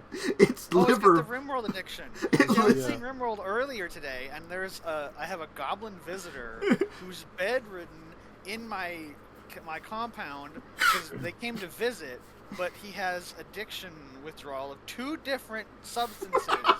So basically, they're just unconscious because I don't have alcohol, and I don't have whatever other like cocaine or something. I was just sitting in one of my medical beds, and I'm like, well, I guess you live here now. You're so horribly in pain and out of it because you have terrible addictions to these 2 drugs. They literally cannot move. Their friends have abandoned this guy here, and it's now my problem. Just a drug addict. Oh, God. It's a free meal when he dies. I mean, we don't eat people. You put him in the nutrient paste machine, no one asks questions. I mean, we might feed it to the horde of animals that I have to butcher daily because I have like 100 animals. They breed faster than I can butcher them. I can't murder meat.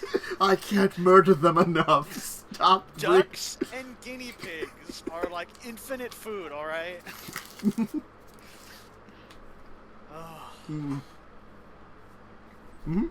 Rimroll. Yeah, I don't think we had Fridays games at all. No, I don't run anything on Friday. We'd have 7 days, and that's not tabletop, but it was fun. No, apparently the crazy hobo that shows up with gifts and leaves. That's you. Yeah. Well, apparently that's my role now. Just show up with gifts and then leave again. I'm like, I'm here to give you something. Here you go. And a barn mysteriously collapsed as a horde of zombies appeared. There was so many zombies. There was a lot of them. And there was a lot of them. End the stream, and like another like 2 or 3 hordes show up, and it's like, what the heck is going on? I mean, like, I did like when we all showed up back towards like trying to end, like all of a sudden the screamer shows up. Not only the screamer shows up, the screamer shows up and summons elite zombies. Oh yeah, there was like nice. The whites, feral whites, and the glowing one, and we're like, wow, you showed up with that. Thanks, you know. Yeah, welcome. Time to die. Mm-hmm. I mean, you guys use guns. I was just gonna hit him with baseball bats. I mean, I was guns are the coward's way.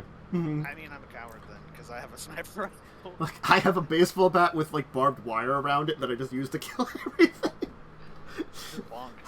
I mean, I have had to use my pistol because I was mining for a while, and they kept trying to get to me through my with my little 1 block hole, and I had to shoot them so they'd fall down, and then I could baseball bat them when they fell in, because they just wanted to hang out above the hole. They couldn't fall into it. I'm like, fall in, just fall in. I was in a hole for a long time, like 2 days. I think I was in the hole mining the sulfate, and one zombie fell in. And, like, I didn't expect it. It's like, oh, that zombie fell in here. So I just, like, blasted her right in the face. And it's like, all right, back to mining. Yep. But, so yeah. So it's been a lot of fun. You know, as much as there wasn't a lot of games, it was a good week, I think, relatively speaking. So I'm going to have a ton of games next week, probably. I'm hoping that not tomorrow, but the next Sunday I can have my movie-based RPG stream. Oh, that's quick.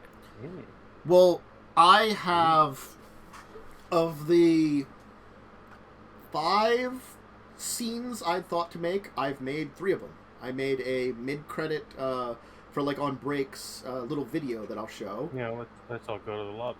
Yeah. Do it. And I have a initial like the game is loading up kind of thing, and then I'm using the same one and switching off like the movie screen from like it's showing off the poster of what's going to be there to showing the trailer video of it. That was my kind of plan. I thought that'd be neat. The old like Because at least for the one I'm going to do first, I have the old trailer from the 1950s of the movie. And I'm going to be like, well, 1950s trailer, enjoy. Hell yeah.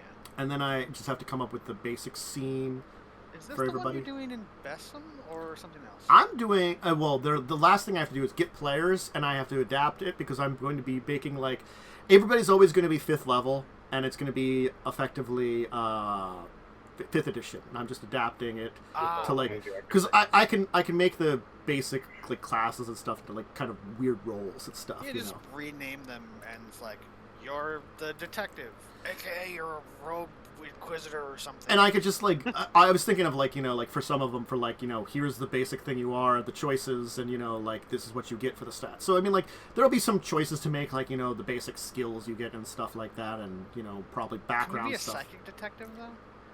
No, there usually isn't psychics in the, a lot of those early movies. No. I went for, like, a lot of the quintessential roles. Like, my list of roles are soldier, cop, doctor, scientist, the damsel, the kid, hunter, cowboy, explorer, inventor, the big guy slash sports nerd kind of guy, a driver, or a priest. Always gonna have a priest. Yeah. Well, it'll probably be like, the general religious figure of some kind, Ah, yes, they have, what is it, Channel Divinity. Mhm. Mm-hmm. And touchy-heely. Mhm. Feel better. You nerd. They're actually a gun paladin. Oh, hell yeah. Mhm. Oh, I So might switch this to 1950s, that's black and white. pretty high Late. technology for D&D. Era of bad movies. Mm-hmm. I might switch these two that I was thinking about, too. Right, But that's our show. It's been a while, It has been a while. That's our show. I will, do either of you have anything to shout out, kind of things like that? After we start? No. There is a Kickstarter coming up soon. I don't know when it's going to be officially up, but it's a homebrew world, but it's set in that world, but it's going to be like a miniature skirmish game. I forget exactly what it's called right now, but it's coming to Kickstarter soon. They delayed the game for like a year because of, plague stuff. Yeah. And so they're like in the last thing. It's probably the same one I'm thinking of saying, like, It probably is. Arcanist Entertainment's one. Yes, because it's I've been that's talking. the one. You might have been hearing more from Ollie's side. I've been talking more to Will about it. I've heard both sides. Yes. So Will might want to be on the show for talking about it at some point in time. Oh, you definitely should get him on if you can. Yeah. I've talked to him about it before, but definitely we'll very, very, very least be talking about the Kickstarter when it comes up, because Yes. Will's a good friend of the channel But and the show. I don't know. I thought it was gonna be this week. It might be next week. It might be on a weird day. So the Kickstarter He's been might working go on setting up the video to go along with it, and that's been a lot of work apparently. But like, it's coming soon. Yeah. And if you like skirmishy battle games, it's gonna be good. Yeah. Quick and easy to set up and play. Yep. So it'll be a neat one, and it'll be some point soon. We'll talk about it though.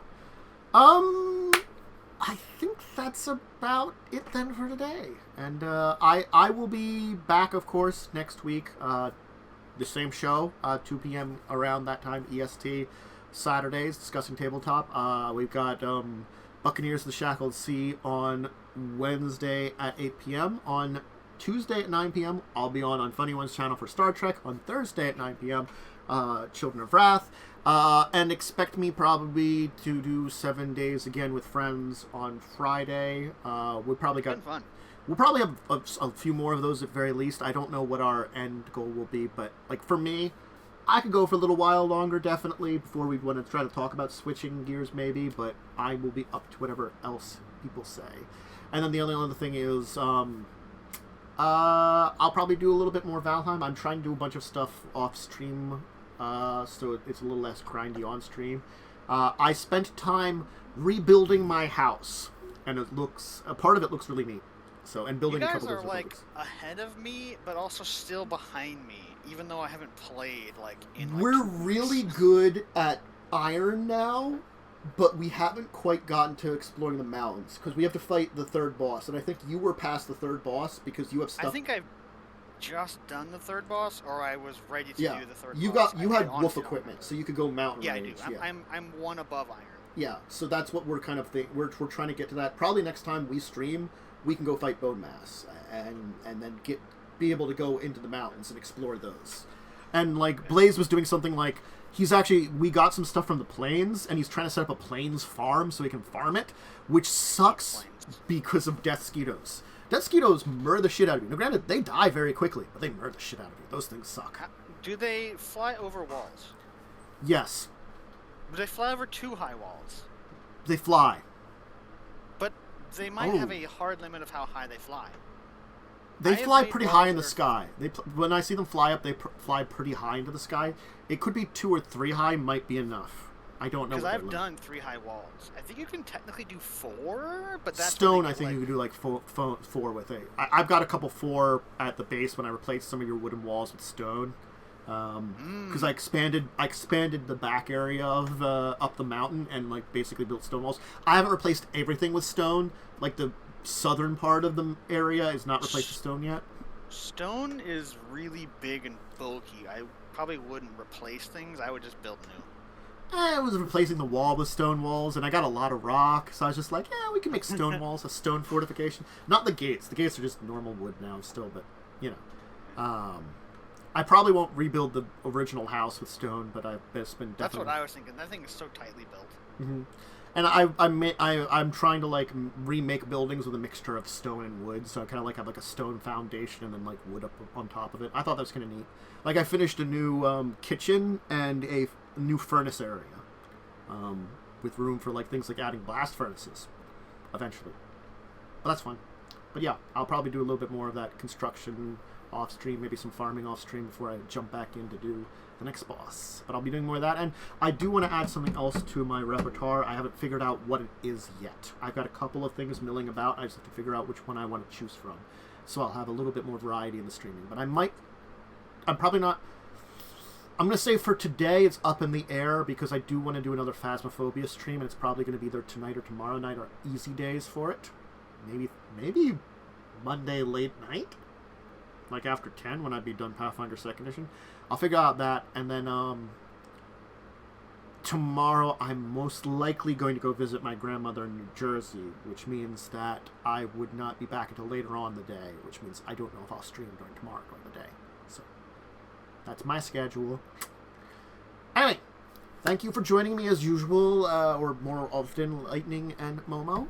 Always fun to have you two. I'm sometimes alive. Hey.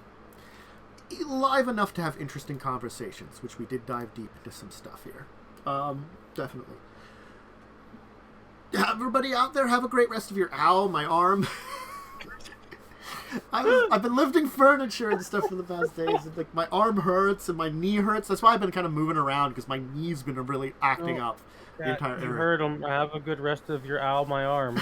Yes. And sure Saturday. Your owl, the arm is the best ever. It's Saturday and weekend and stuff. Anyway, farewell, owl, my arm.